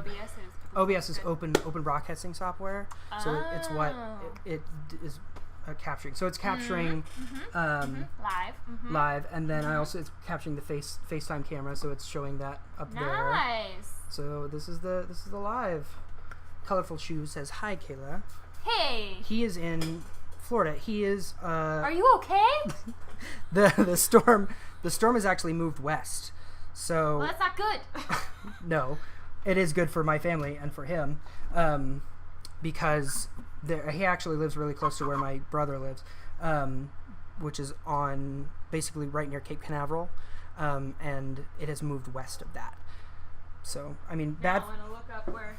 bad for the people like in Tampa. Color for shoe. How are you doing? Just fine, he says. Good. There's about, I can't really tell.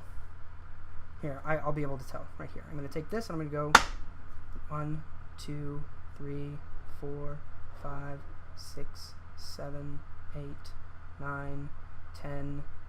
That's too many. Between 8 and 10, Too many. between 10 and 15 seconds of lag. That's a lot. It's quite a bit, but it's not too bad. Who else loves Twitter moments? Like, I just go and it tells me all the things that are happening. Oh, I don't know It's that great, Is Josh.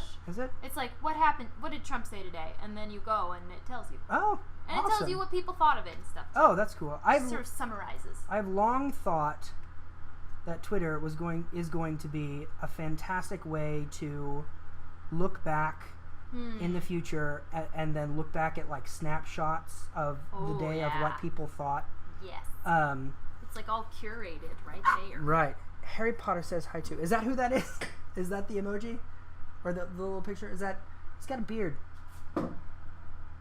Oh, is he like a Minecraft Harry Potter? I don't know. I can't tell. Evader, is that you? Is that you drew... Is that a self-portrait? An 8-bit self-portrait?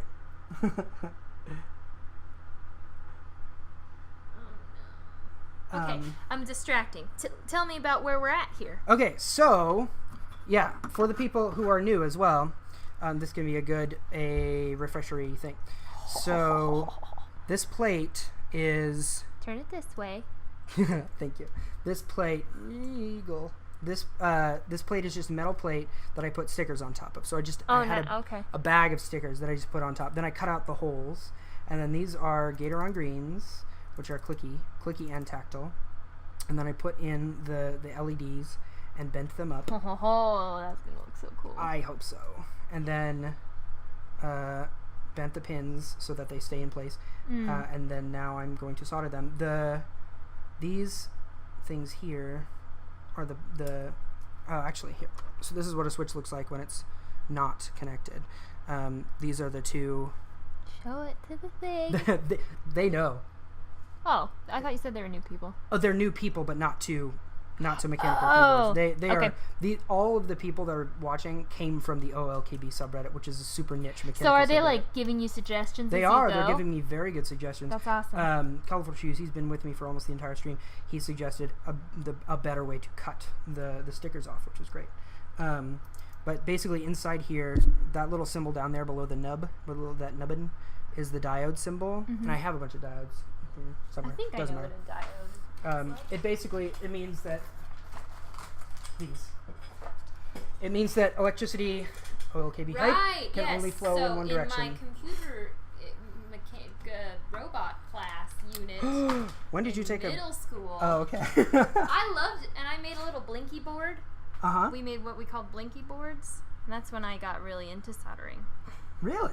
So if you want to let me solder something, Sure. I can bring up my middle school skills. Yeah, absolutely. You can solder when I finish these LEDs. I'm going to clip off these other things, and you can solder the switches. But what was I saying? You're doing the the diodes. thing. You're doing the thing I learned by heating the. You heat the thing that you want to stick it on, and then you press the solder exactly. into it. You heat up both elements. Yeah. So like the wire and the solder point, or soldering pad. I think that's what it's called. Robot class. I want to go back in time. Talk about your robot class. What did you learn in robot class? Me? Yeah. Oh, well, it was like tech class.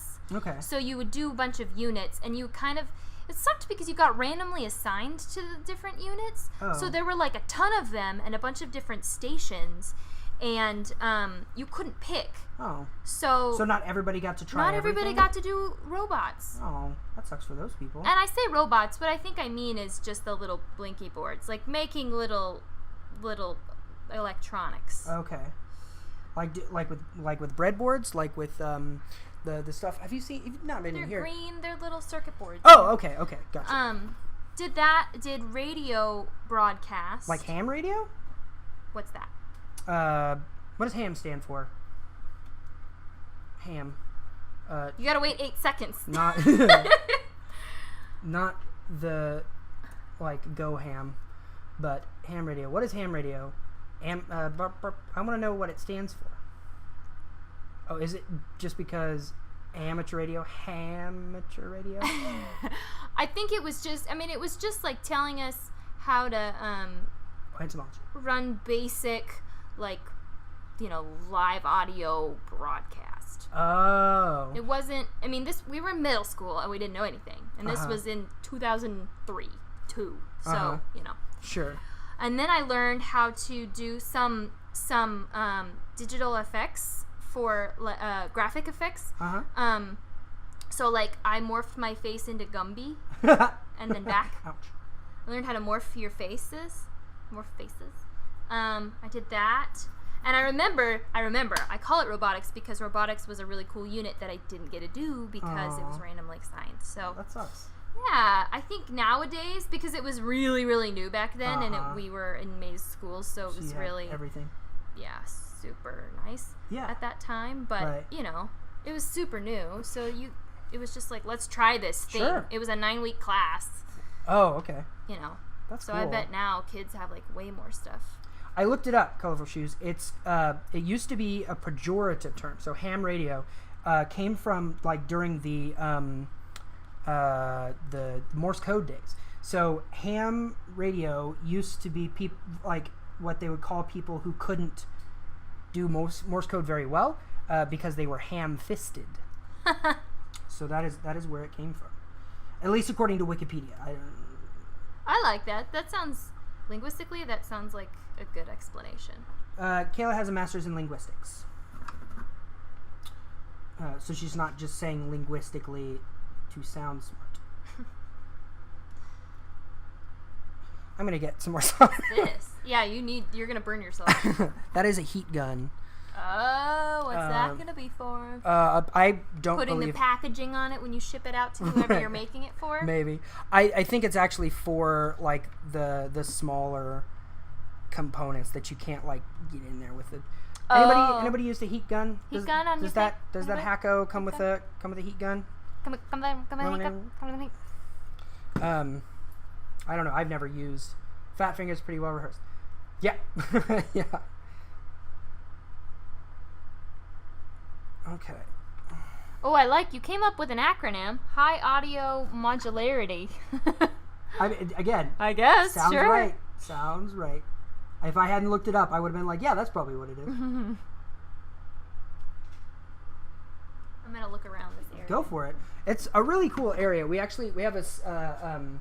a little CNC machine over there for cutting other PCBs, and we can actually make 2-layer PCBs here.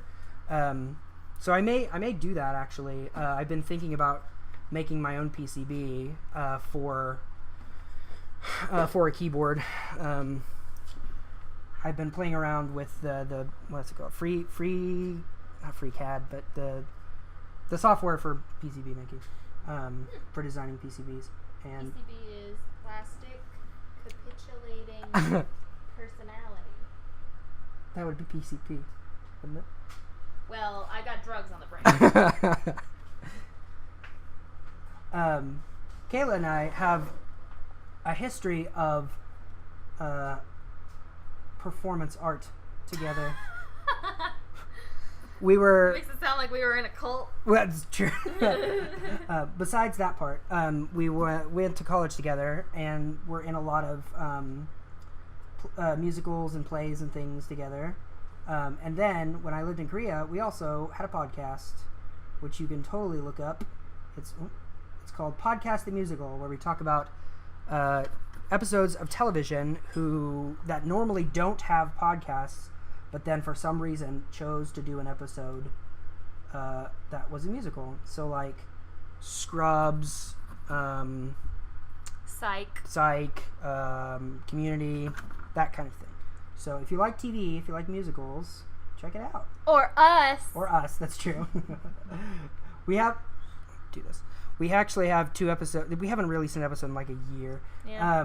But we have 2 episodes that have been recorded that haven't gone out yet, and they need to. Here, I almost got one that's almost got it done. The last one, one of the last ones, was on the musical episode of Bob's Burgers. Well, and we've had a request to do the one for Arrow? Flash? Yeah, apparently. No, Flash. Apparently it was really good. Amy said it was really, really good. Yeah. So, any Flash, the Flash fans in the audience, post a damn link. Okay. Good idea. Oh, I can help you with some of that stuff so you can keep working. That's true. You could join the Twitch stream. Oh, oh no! You know what? I have my computer. I hope that didn't kill the stream. I accidentally locked my computer. Oh! Is everything good? Everybody okay? Good. Okay. I accidentally locked my computer screen. Is that gonna go somewhere? If you give me Wi-Fi information, I'm gonna join this. Oh yes, it's Hold on, give me a second. Okie dokie. Oh, my ancient, slow beast of a crab monster. Boom. Oh, I bet you I because I had to have connected last time I came. Yeah, that's true. Yep. Make ICT. It's trying to connect me. It's failing to connect. Failing to connect. I wonder if they changed it. Okay, make ICT. I'm pretty sure it's. Is it bad content to tell everyone where you are? Because I don't know. I've definitely been saying things like Make names ICT. and make ICT. I know. It's fine. There are 4 people watching. Okay. Don't murder us. What's the password? I'm pretty sure it's just make ICT then with an exclamation point at the end. It's in that. What kind of capitalization? I don't know if there's any. It's written on a piece of paper in the room that we were in before the room where it happened. the room where it happened. The room where it happened. I want to be in that room. I want to be.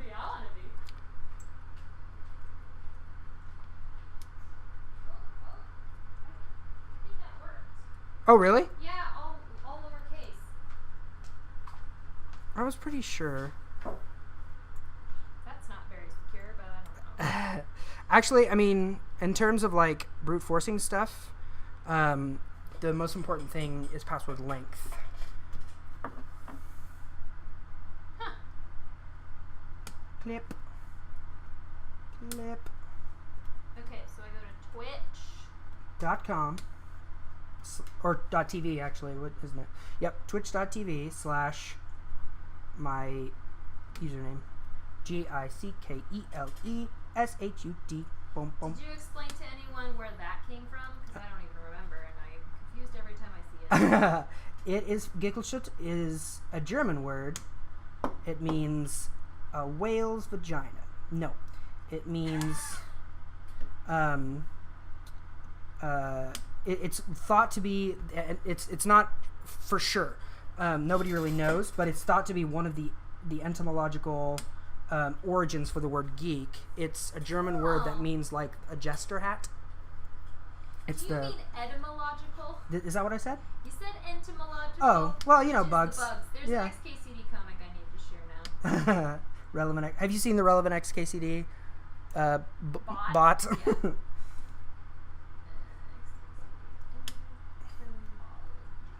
Stanza. What Seinfeld episode is that referencing? I don't think I know. I do enjoy Seinfeld though. I just don't feel very sharp. So funny. Oh, how do I share this? Here, just have this thing.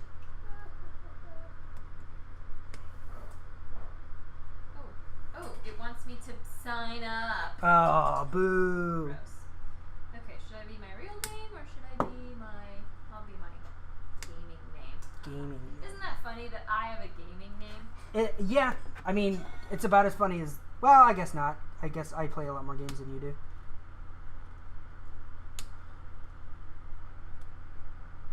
I got that song stuck in my head. Username not available? Oh. What do you mean? Here's the The blowhole. It's such a good episode. The sea was angry that day, my friends. Such a good episode. I want to go watch it right now. I have to tell you my birthday. So that it can confirm that you're old enough. Kids under 13 have to be... Okay, then I'm going to make it 11 days off of my birthday. Good. Good plan. You can't know information about me. You don't know me. Have you listened to any Pete Holmes stand-up? No, you were telling me about this. Oh, yes, I have, though. The 9/11 stuff. Yes. But not as sad as that. I mean, he's a generally very happy person and turns sad things into happy things. But he's got this bit where he's like, I try to make my life as happy as possible. And here's something that happened to me in real life. We were breathing oxygen. It was real. He's like, I was at the airport and I was just walking and I had this shirt. And I actually have 2 of this shirt. It was given to me by 2 separate people who don't know each other days apart. And it is a shirt that just says green eggs and ham. And it's got a picture of the green eggs and ham. And it's fine. I get it. I'm a man-child. But maybe don't give me this shirt. But I wear it when I fly because I get very sweaty when I fly. And so I was walking through security and I'd forgotten that I was wearing the shirt, and I walked through and this TSA lady just shouts at me from across the room, "What you know about green eggs and ham?" And he's like, and now I have that forever to think about. Whenever I'm sad, I just think of that. And I'm a happy person. Like, he's like, this woman was not in a comedy club. She wasn't a comedian. She was just killing it in the wild.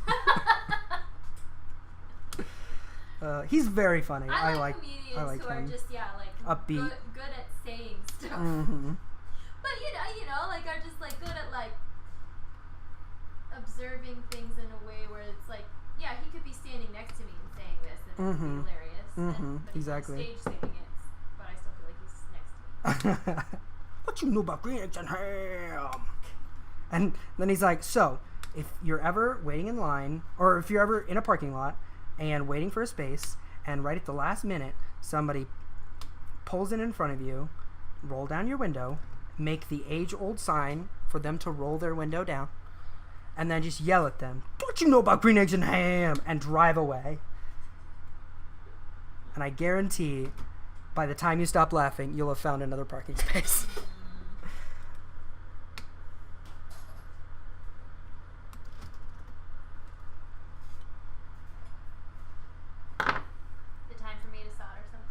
Pretty close. I'm almost done clippings. With the clippings. Colorful Shoes laughed at the XKCD comic. You really ought to see it, Josh. I should go look. I'm going to look at it right now. Although I don't remember ever not liking an XKCD comic, so chances are good that I will enjoy this one. Yeah, and that's pretty remarkable. Go ahead and read it.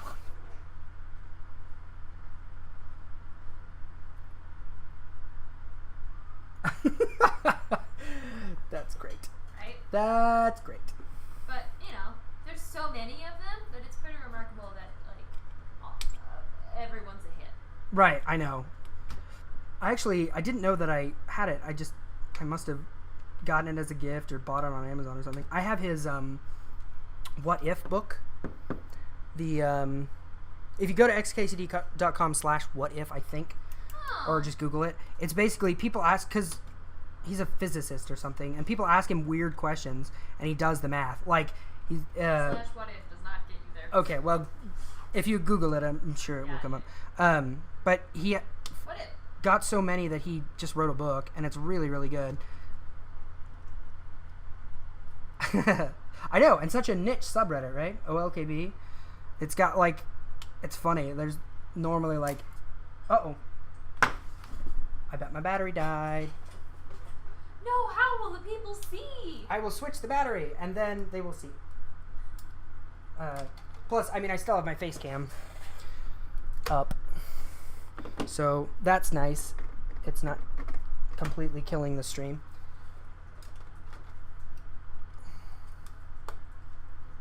Boop. Brand new full battery. Oh, except it killed OES. Or EOS, I mean. Boop, boop, boop, boop, boop, boop.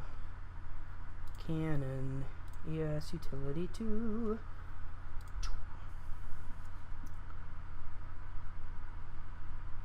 Yes, good.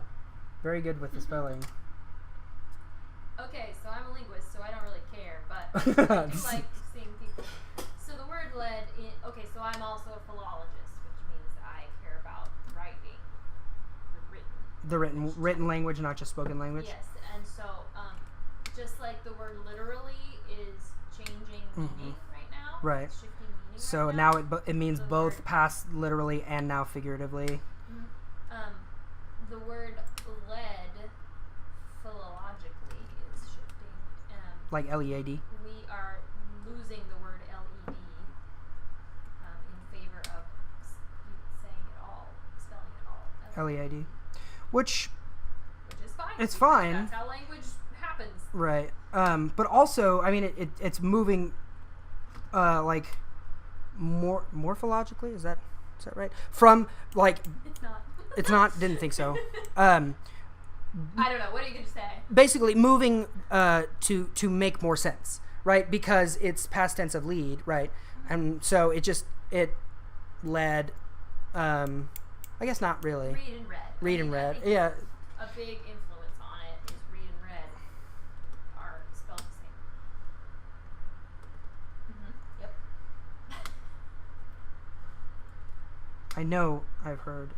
And also, that word before. there is a homophone of lead that is spelled L-E-A-D that also influences it. So, but Right. it is fun to see it because I'm also an editor. Mm-hmm.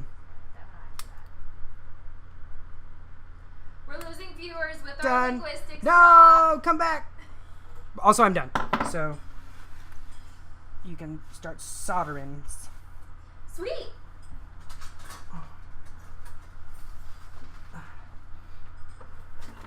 Okay, so basically, what my process is, so it's these two pokey points. You see? Is that the technical term? Yes. Back me up, right? It's pokey points. Pokey points. 1 and 2. Basically what I do is make sure it's clean and shiny. Put a little bit of solder on it. Beep boop boop boop, and then, oh gosh, touch both pads.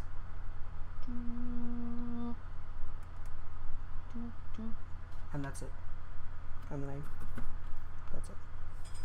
Cool? Have fun. I feel like I just signed myself up to finish your keyboard. No, you don't have to finish it. Do as many as you want and then quit. Would you like some coffee or something? I was thinking about making some coffee. Yeah. Okay. Entertaining. Oh man. Okay. So I haven't done this in 15 years. Let's see. Do this thing. Nope, you're doing it wrong. You're doing it wrong. Me, I'm doing it wrong. Okay, it's a learning thing. It Get is. on there. Good. Yeah. That's perfect. The only thing is you don't want to hold it too long on any of the white part, because then you could burn the. Got it. The white part is not metal. Got Right. it. Right. Just So, covering up some metal. As long as you lift it up every now and then, you're good. You can't hurt anything really. Okay,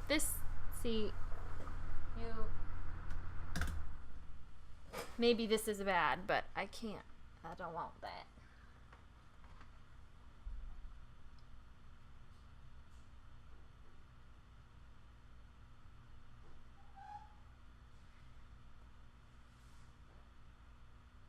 So, what's everyone listening to these days in the musical world?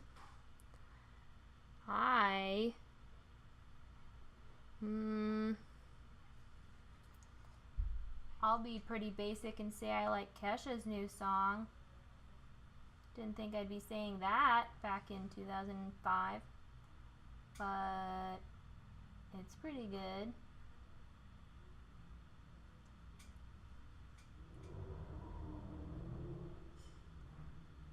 Mostly because it's in my head.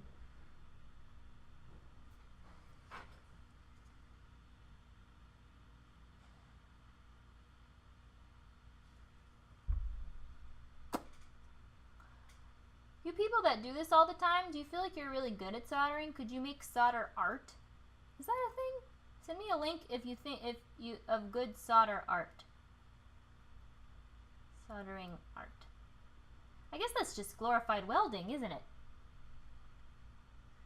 Or unglorified. I think I'm wasting solder. I don't think I'm doing this very well. But I am gluing the pieces to the place.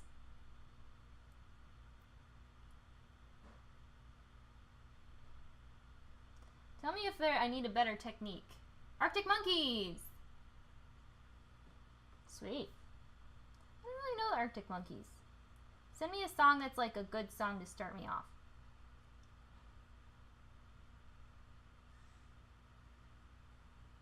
Ouch.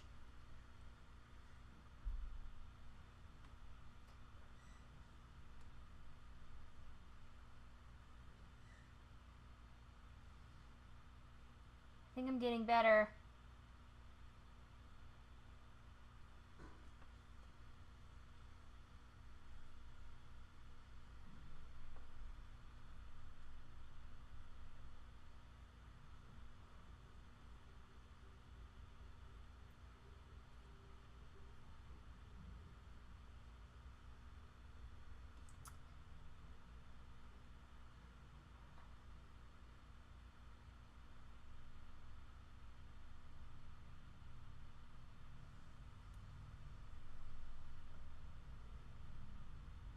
Okay, that's it for that little piece, I think. Is it best practice to use the whole thing, even if you burn yourself? What are the best practices? How do I be good at this? You know? How do I impress another keyboard maker? Tell me what you think. Yeah, that one probably could use a little more coverage. Okay. But yeah, it looks good. Yeah, I don't think you could really hurt much. It's the. That's why you can. I'm not. No, I'm not. Like this was the part I wasn't worried about for me as well because they're kind of far away from all the other components. Mm-hmm. I was really worried myself when I was soldering. You're gonna mess up that KR27 thing. That's a diode. Oh, so don't want to solder that. No, do not want to remove that. Arctic Monkeys. Oh, okay. Cool. Because I was saying I'm very basic right now, but I really like Kesha's new song. Have you heard it, Josh? I don't think I have. So you know everything that happened with her? No, no, literally nothing. I could tell you the whole story if you want to hear it. Sure, yes. I will be right back, and I want to hear all about Kesha's life. I'm now an expert on Kesha's life. I'm going to play this, though.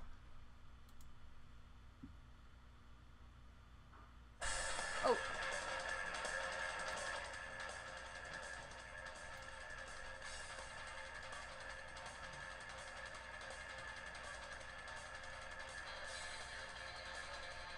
This sort of sounds like surf rock. Am I wrong?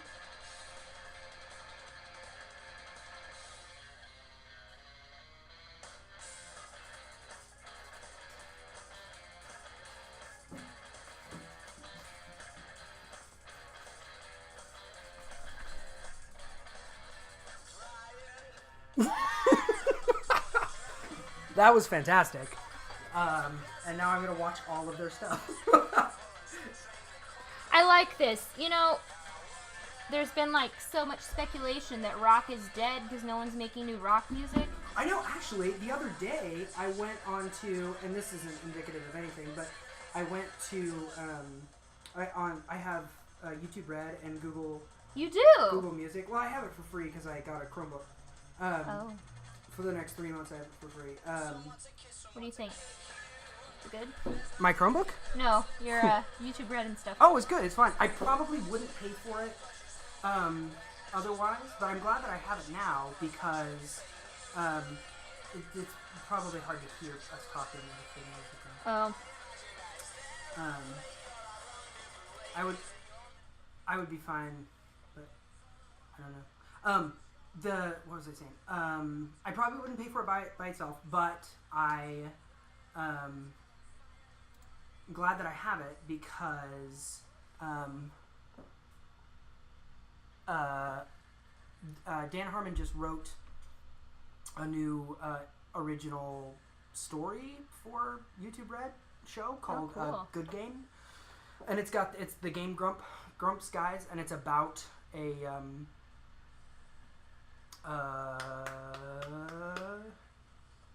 esports team basically, and so it's funny and it's topical to my interests. But anyway, what was I saying? Mm-hmm. Oh, I was on Google Play Music, and because YouTube Red comes with Google Play Music if you subscribe to it, so it's kind of like Spotify where you just stream whatever music you want. And I went to like the top 100 lists, and they have them by genre and they have them by location, so you can do US or you can do world or whatever. But you go to rock, and it's all just like classic rock. It's all like Journey and Queen, and it's all super and I old think stuff. it's out there, but it's not getting played on the radio, which means it's not winning Grammys. Right. So people don't know what to do. Right. Yeah, the only they thing that think wins about rock. Grammys now is rap, hip hop, and Pop. too, and scores like best original scores or whatever. What is Dick Dale? Yeah, what are you saying? Little jarring to start. Like the song was. Like Dick Dale, what's that? I don't know what Dick Dale is. It was probably a response to something that you said earlier. I'm sorry, I wasn't following that colorful shoe. Shoes. He's got two. Sorry. He's not. I'm robbing you of one of your shoes. That's true. Playing you down by half. Tell me about Kesha. Kesha was raped by her producer. Oh my goodness. Yeah. Like when? Like when she was big. Oh. And well, I think they might have had a relationship, but he was like very manipulative and stuff, and I'm gonna let you finish the rest of this because honestly, this is your Twitch stream. But she, the big thing that made the news was she wanted to get out of her contract with having to work with him. So she tried to leave. I can't remember all the Leave the label? But yeah, she tried to leave the label or get a different contract so that she wouldn't have to work with this guy. And they like let her out of her contract, but they wouldn't grant her like a restraining order or from having to like see him at stuff. Like it was like stronger than that. It was like having to actually like work with him in some capacity. And there was this. It was a really bad legal battle and everything, and there was this really sort of iconic picture taken of her in the courtroom when the verdict was announced because they didn't grant that to her. And she just is like wrecked. I mean, you know, it's like this dirty pop girl that we all see and everything, and then you just see like this human who is so broken down, you know. Right. And it was just really sad, and a bunch of pop stars started the hashtag Free Kesha because they like understood like all the contracting stuff and all of that and the requirements, and thought it was bullshit, and so that happened. And then she has this new song out called Praying, and it's like the lyrics are, and it's like really stripped down. It's a ballad, and like you can really hear her voice, you know. She's not like talk singing like she has so much, right? And, it's just really powerful, and like I saw a live performance she did of it on some late night show, and just like it made me cry. It was so ouchy. Tearful. Yep. Trying to grab this bit of. Why is that wire in there? Yeah, so I just really admired it, and I admire, of course, the vocals are really quite good. Okay. I didn't know she had that in there, and so that's why. Yeah, it's true. Her big song, the first big one, that I heard about, I can't remember what song it was. I don't remember. Whatever. Yeah, it wasn't that interesting, really. It wasn't technically impressive. So I'm glad that is actually a real thing that she. Yeah, and I mean it was like fun to dance to, and that was the point. You know, there wasn't like anything bad about it, but it wasn't like, oh, she's Right. She wasn't setting out to be that, but she Right. does have hidden talent that she wasn't fully utilizing. Thank you for doing basically half the board almost. Hey, Colorful Shoes thought I did a good job. Yeah. And I've You're not been going to call him a striving- liar. I've been striving for your approval since I walked in the door. It's true. She has. She told me earlier. She sign languaged it to me. Yeah, he's been with me throughout the whole stream. We had we talked for Korea for about Korea for 45 minutes. Oh, what's your relation with Korea? Nothing. He just asked me. I assume nothing. He just asked me I'm gonna post about my it. favorite K-pop song then, Do it. which is really the only K-pop song that I know. So it's like, is that because it's my favorite K-pop? Is it No, Growl? No, it's EXO. Growl? Yeah. Is that yours? Probably. Either. Really? You probably either. That was not at the time that I was raving about this song. It was not your favorite. What? Do you remember what was? No, it was something I had. I didn't know it. Oh, okay. I really like that one. I really like that Taeyang song. Crap, what's it called? I can't remember. But the one where they have the live dancing is really cool. Any of you guys big K-pop fans?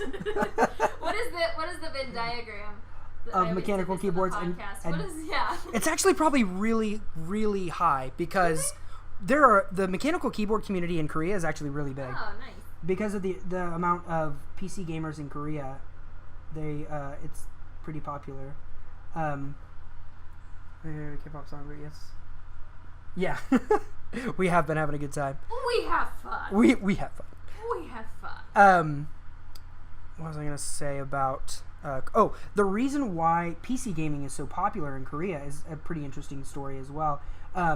It's because for the longest time, after the Korean War, and not specifically because of the Korean War, but after the Korean War, exports from Japan were banned. So Korea imported nothing from Japan. Absolutely nothing. So during the 80s or the 70s and the 80s, when all of the the gaming consoles came in from Japan, they didn't get any of them. So they never had any Sony or Nintendo or anything like that. That makes so much sense. Because of just the years of Japanese oppression on the Korean people after World War II. During and after World War II. And before that. And before that. Before that, it was China. And it's just Korea's lot in life of being between China and Japan. Origin of esports? What do you mean? Well, I mean, were they the origin? Probably, because of StarCraft, I assume. Because esports weren't really a thing. But they made competition out of it. Yes, exactly. StarCraft, I believe. They were the first people that really, the first large group that really started playing StarCraft competitively, really competitively, and just turned it into kind of a game that you enjoy watching. And then now they do lots of other esports. They're really big in League of Legends, Heroes of the Storm, and Dota, and I don't know CS:GO as much. They have a Korean version of CS:GO, StarCraft. Yeah, I think you're right, Colorful Shoes. They have a Korean version of CS:GO called Sudden Attack, which is a fun name. But it's super popular there, and it's free. So it's when you go into a PC Bang. For those of you who don't know, a PC Bang is just a room where you can rent. You pay by the hour to play on a computer. Super fast computer, super fast internet connection. It's normally $1 an hour, $1.50 an hour. Really, really cheap. They have a bunch of games already loaded. They already have StarCraft, they already have League, they already have Dota, they have Sudden Attack, a bunch of MMOs and stuff already loaded on the computer. So you just sit down, log in, and go. And it makes a lot of sense because in Korea you don't have a ton of room in your apartment or in your house, so who has room to set up a big gaming PC? So you just go and pay $1 an hour to sit in a comfy chair with a big monitor, get McDonald's delivered to your chair. Yeah, it's amazing. Their PC bomb like culture there is like a dream of how stuff should work. I think, you know. It's really cool. I mean, like you push a button next to your chair and you get stuff delivered to you that you call or use the McDonald's application and get food delivered to your chair. It's crazy cool. I loved Korea.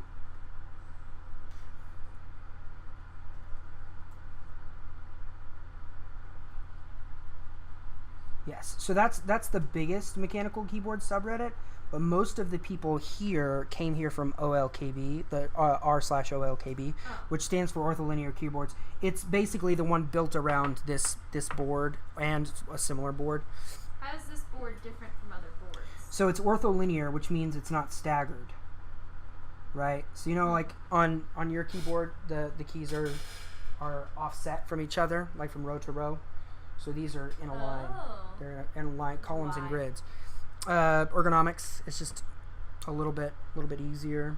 Mine is easier or yours is easier? This one's easier. So it just makes sense to Why people. did they Some make people. mine that way? I don't know.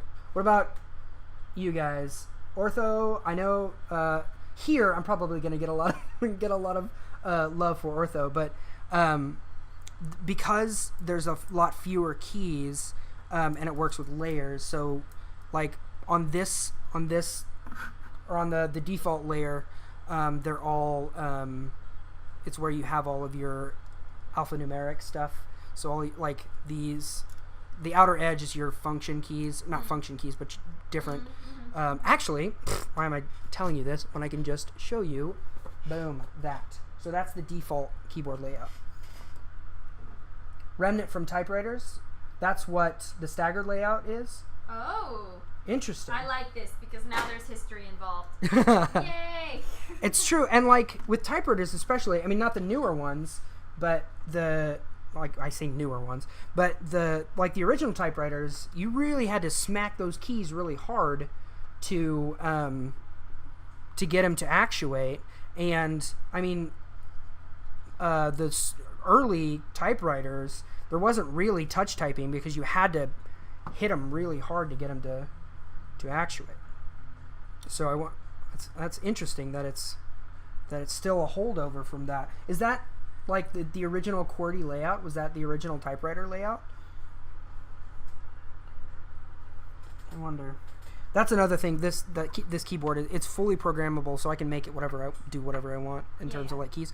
You got it, right? Yes, and so I can set it up if I wanted to, like one day type in QWERTY and then switch over and type in Dvorak or type in Colmac, or I could type in Plover if I wanted to, or I could just flip it and make it, you know, French layout or whatever. You are currently at the top of the front page of the OLKB. Look at me! Front page of OLKB. All right, losers, I'm out of here. I'm Fancy Pants now. I'm Mr. Fancy Pants. Start your own community. I'll start my own community called OLKB2, the me story. Back to the Boogaloo. Back to the Boogaloo.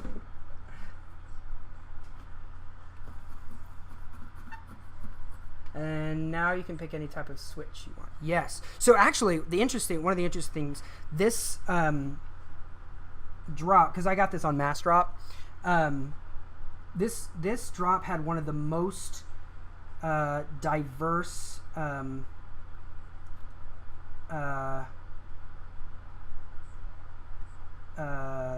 switch options. I'm sorry, I'm thinking about this and also thinking I know. one of the most diverse switch options that you could choose, because they offered a bunch of different switches. People on the stream, if you can find the link, I know it was in the Mass Drop communication thread, but it was also on OLKB2. Jack posted the breakdown of the different like switches purchased and stuff like that. If any of you have that readily available, you can pull it up, or Kayla can maybe find it. But what am I looking for? What am I supposed to do? On the OLKB subreddit, the user Jack Humbert, he's the guy who made this PCB, and Don't PM Jack Humbert. do not PM him. He gets probably plenty of PMs. But if you search for his posts, he posted basically a graph or a what are those called? Or it's a bunch of different graphs. A visual. Composite graph? No, it's something. A data visualization No. of some kind? It's a thing. People do them on their resumes now. Oh, there's a specific term. Infographic. Oh. Of all the different information about the drop when it was over. So like what switches were purchased, like graphs of what switches were purchased and what key caps were purchased, and heat map. Heat map. It's a heat map. It might. He must be frustrating. Yep. This is what happens when we try to use podcast strategies for live stream. Yeah. Although Yeah, the whole just talk to each other thing is no not really no the planning, live stream no thing. planning.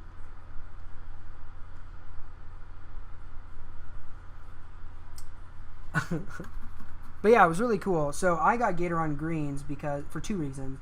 The cherries are more popular. They've been around longer, and greens are they're a clone. They're a cherry clone, so they're made by somebody else. I think they're from Taiwan or China, but they're made to mimic basically the same thing, but the quality is almost exactly the same. Some people actually prefer the Gatorons because they feel more broken in right at the start. Like they don't feel as scratchy. The plastic doesn't feel as scratchy.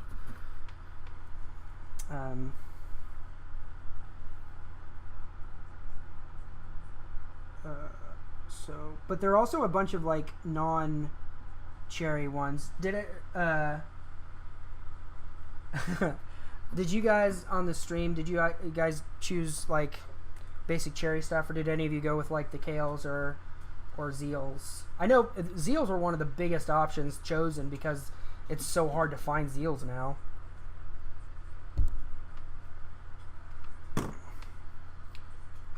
Zeals are German, I think, but a lot of people combine them with Aristotles to make them quieter. I think. I'm not sure. I'm not really sure the whole Zeal Aristotle modding benefit.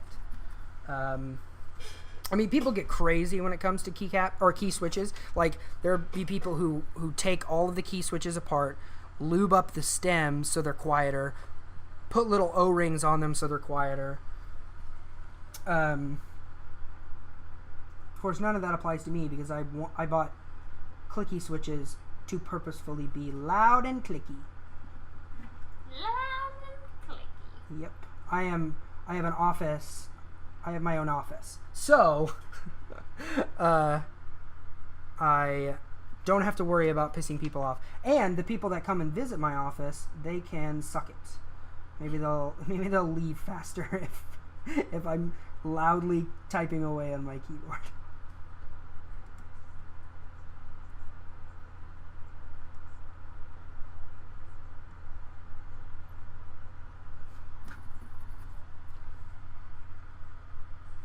Dunk? Are you dunking Oreos? Drunk, I think. Oh. I mean, I don't know. An Oreo in like a really nice chocolate stout? Ugh. I think that would be delicious. Milk and milk alone.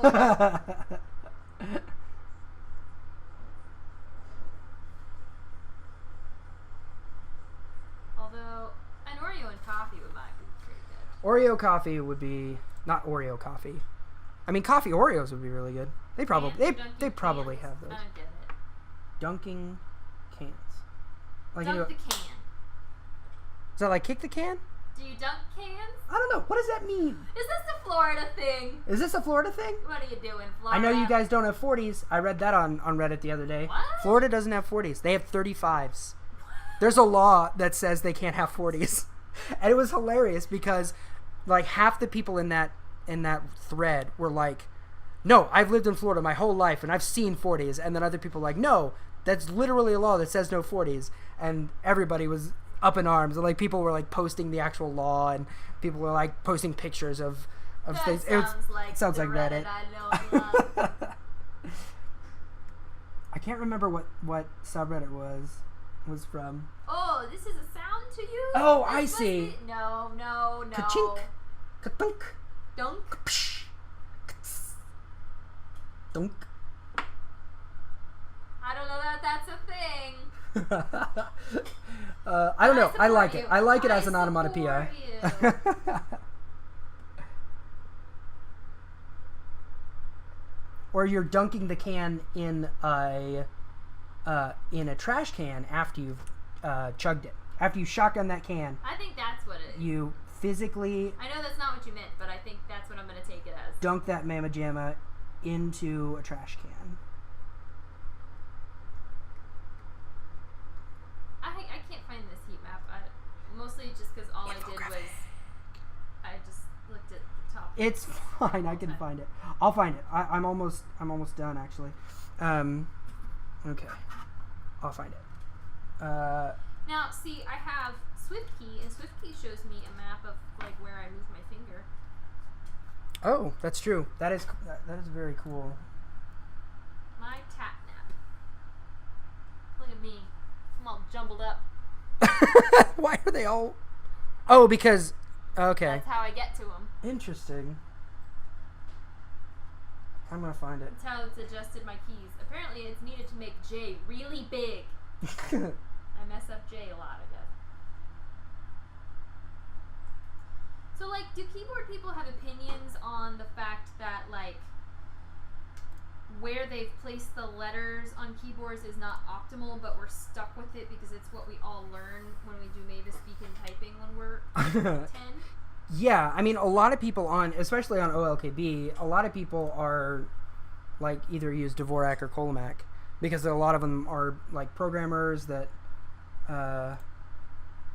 need the different, that want their higher used punctuation in different places. So if you're a Java programmer, you're using the brackets a lot more than and semicolons a lot more than But I'm other even people. saying the letters.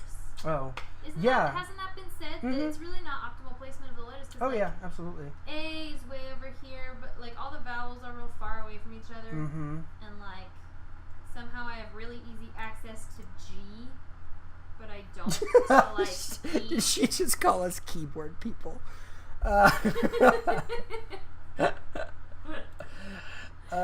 Yes. That's what you are. When right? when she thinks of us, she thinks of a normal human being, but with a keyboard for a head.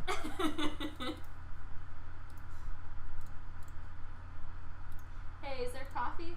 Oh yeah. Can I go get it? I'll go get it. You'll go Because get it. you look at this infographic. Well, now infographic I'm and in talk charge. About it. No, Oh, just geez. look. Well, talk about the infographic. I do things like call everyone keyboard people.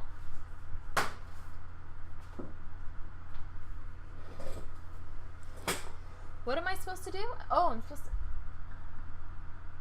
Infographic. Oh! The type of Planck... Now, someone explain to me why Planck has a C and a K after the N. That is not following convention. I want to know what the thinking was. Okay. Day of March.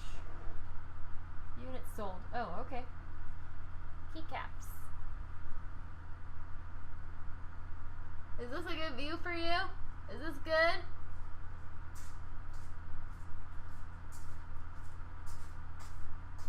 Yeah, a lot of this is hard for me to follow because there's like terminology here. Mm-hmm. Okay, so. Tell me the things that will be relevant to me. Okay. Case color. Hey, I know what that is. Green. Wow, that's only 4 colors? Is that only 4 possible colors? This is awesome looking. I really, really like it. I love that color. I do too. And I I'm a love big the fan of it. material and how it's cut. Oh, That's here's awesome. the FCC. This is the FCC logo that they were talking about. Okay. I do too. So these are the only 4 colors that they offered here. But Jack, who is a super cool guy, put all of the 3D models up on GitHub. So you can 3D print your own. You could laser cut your own if you wanted. You could cut it out. You could make it out of wood. But I saw one of his. It was wood. It looked real good. Mm-hmm. They so in this drop, this is just what was sold on Mass Drop. So during this drop, only 4 colors were offered. He offers, I think, black and silver on his website. I think, honestly, even if there were other colors, I would choose that green. It looks so good. I'm very happy with it. It's a Mass Drop exclusive, and I really liked it. It goes with the green switches Clearly a little other bit. people do too. Right, exactly. The sleeve is just a sewn Oh, it's a guy's name. canvas sleeve. What guy? I was asking why Planck was spelled that way. Oh, yes, it is guy. It's a guy's The Planck's the mathematician, the Planck's constant.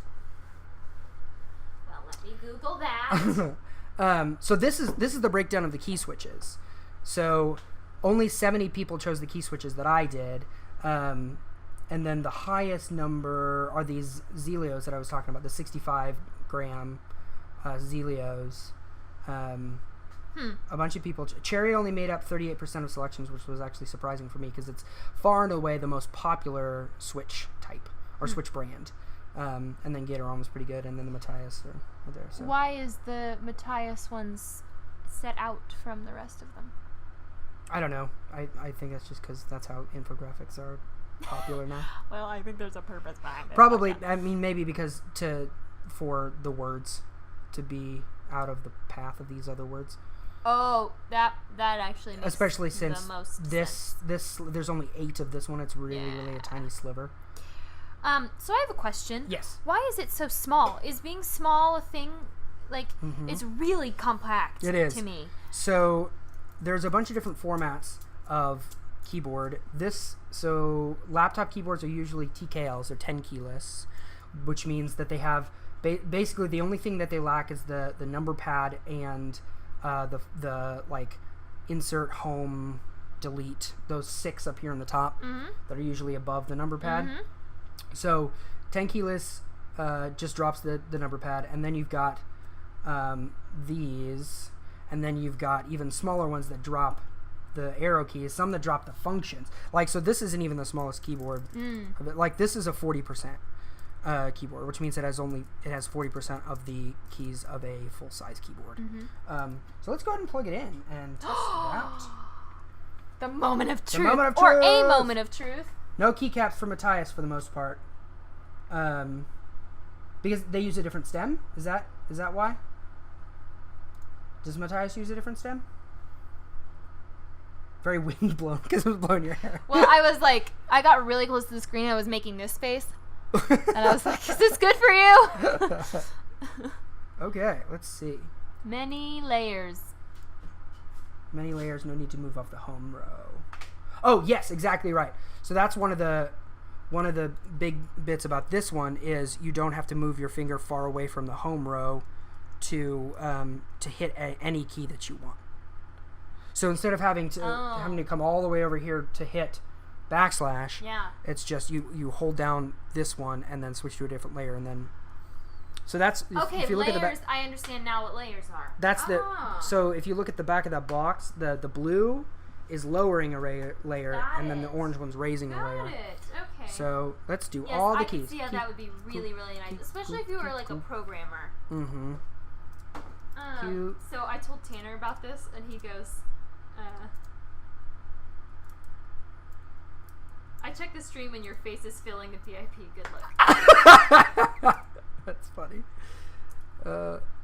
Yay! All my keys work. Emoji girl going like this. Uh-oh. You know work? Is it not working? Maybe. Can I have that Did I solder it wrong? solder? I don't know. Solder it wrong. Solder? Maybe. Solder it wrong? This should be a colon, and it is a nothing. Okay, so let's look at it. Nope, you did not solder it wrong. I did not solder it at all. I missed that pin. Sorry, everyone. Sorry.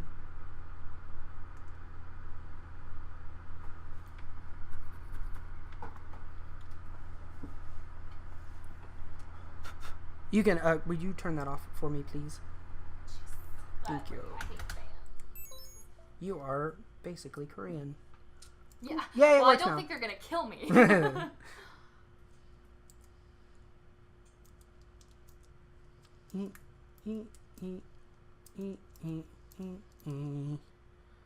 are we filming this, Josh? Where are we filming this? In Kansas. No.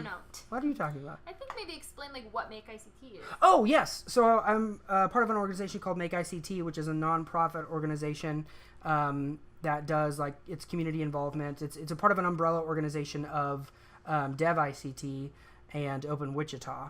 And what Make ICT is a makerspace, and you pay a monthly fee. You come in and you have access to all the stuff that you are allowed to have access to. If you want to come in and use the CNC machine, you got to take a class, and then you're authorized to use it.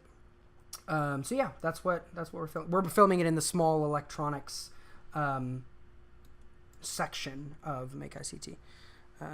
Function, control, none of those things will be a thing. All right, I want to see if the... Oh, I probably have to. Hee. Maybe I'll do that later. I'll do that later. Oh! They work. Whoa! Whoa! It's screaming at you. Yeah, that's an unpleasant noise. There we go. Hey, that looks so good. all the LEDs work. Yeah! Woo! I am very excited about that. Control L. What does that not work? Am I not in the right key thing? Am I not? Is my song in the wrong key? Am I song in the wrong key?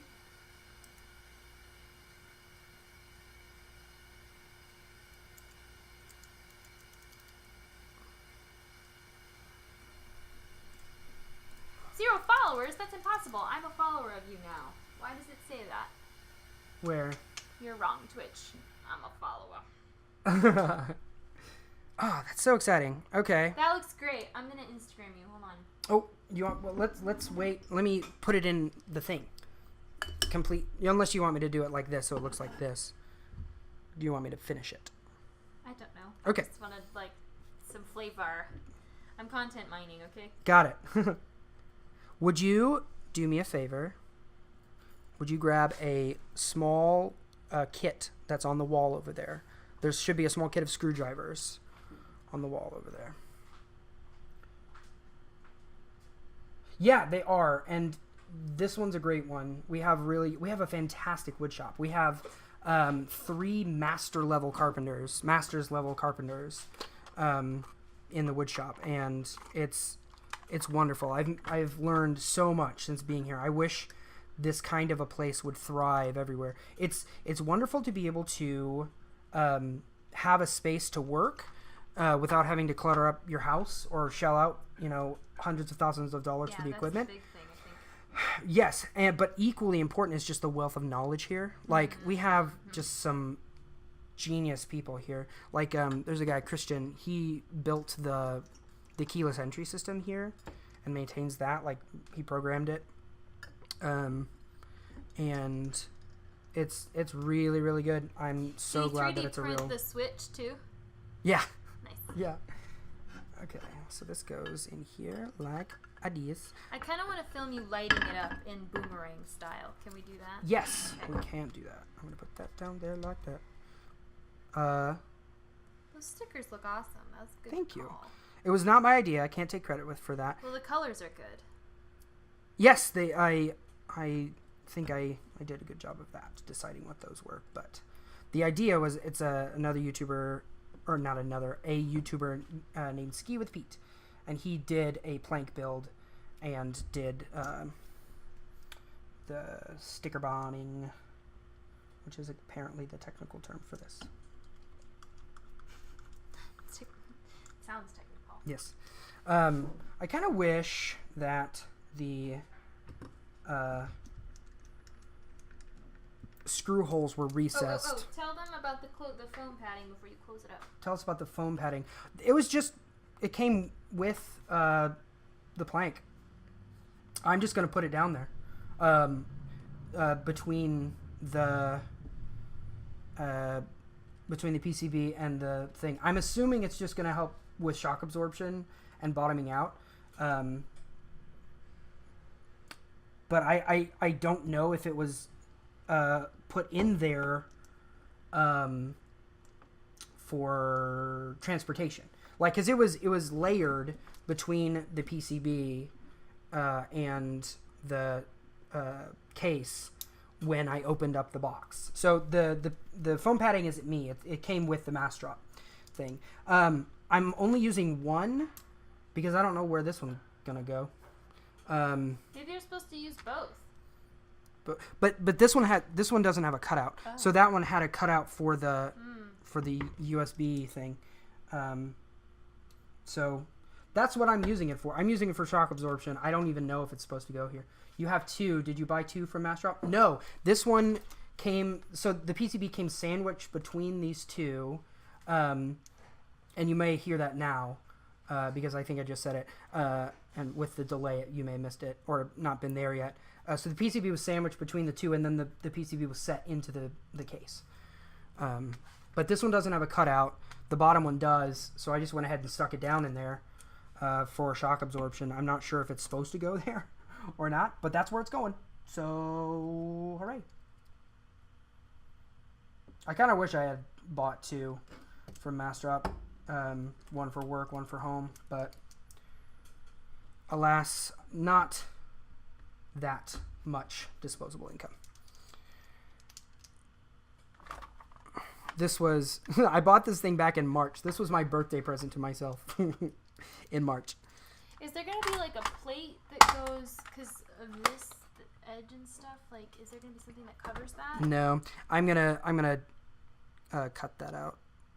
Or tuck it under or something. It needs to be tucked, I think. I think I'm going to tuck it. Because this looks good. Like, where that is here, that looks really good. But, like, anywhere where it hangs off, it needs to be... Yep, I'll fix that. Okay. Instagram. Ingram. Instagram. What were we calling it the other day? Instagram? Instagram. Who said that? Somebody wrote it. Brian. Instagrams. It'll probably help with the ping from an aluminum case. Yeah, I think you're right.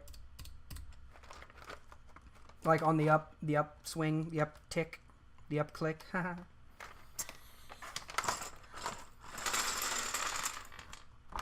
Top or no top? Yay, nay.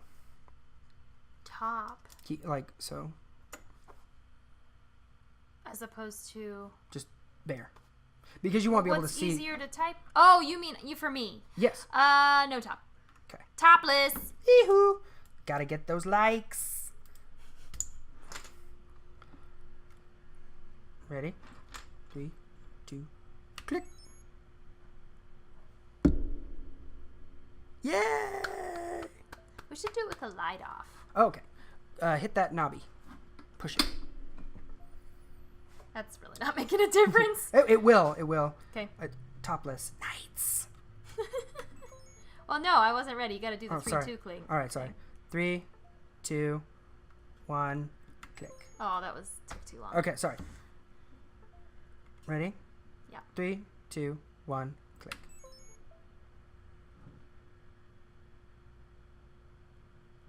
Nice. So cool. Yeah, I bet you have the quietest gator on Greenboard out there. Yeah, probably. They're pretty clicky. I am excited. I do have about 100 O-rings that I could slap on here too if I wanted to make them a little bit quieter.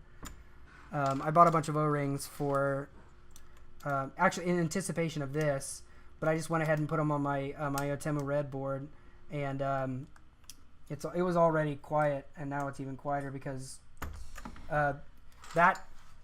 Oh. I'm gonna unplug this while I put in keycaps.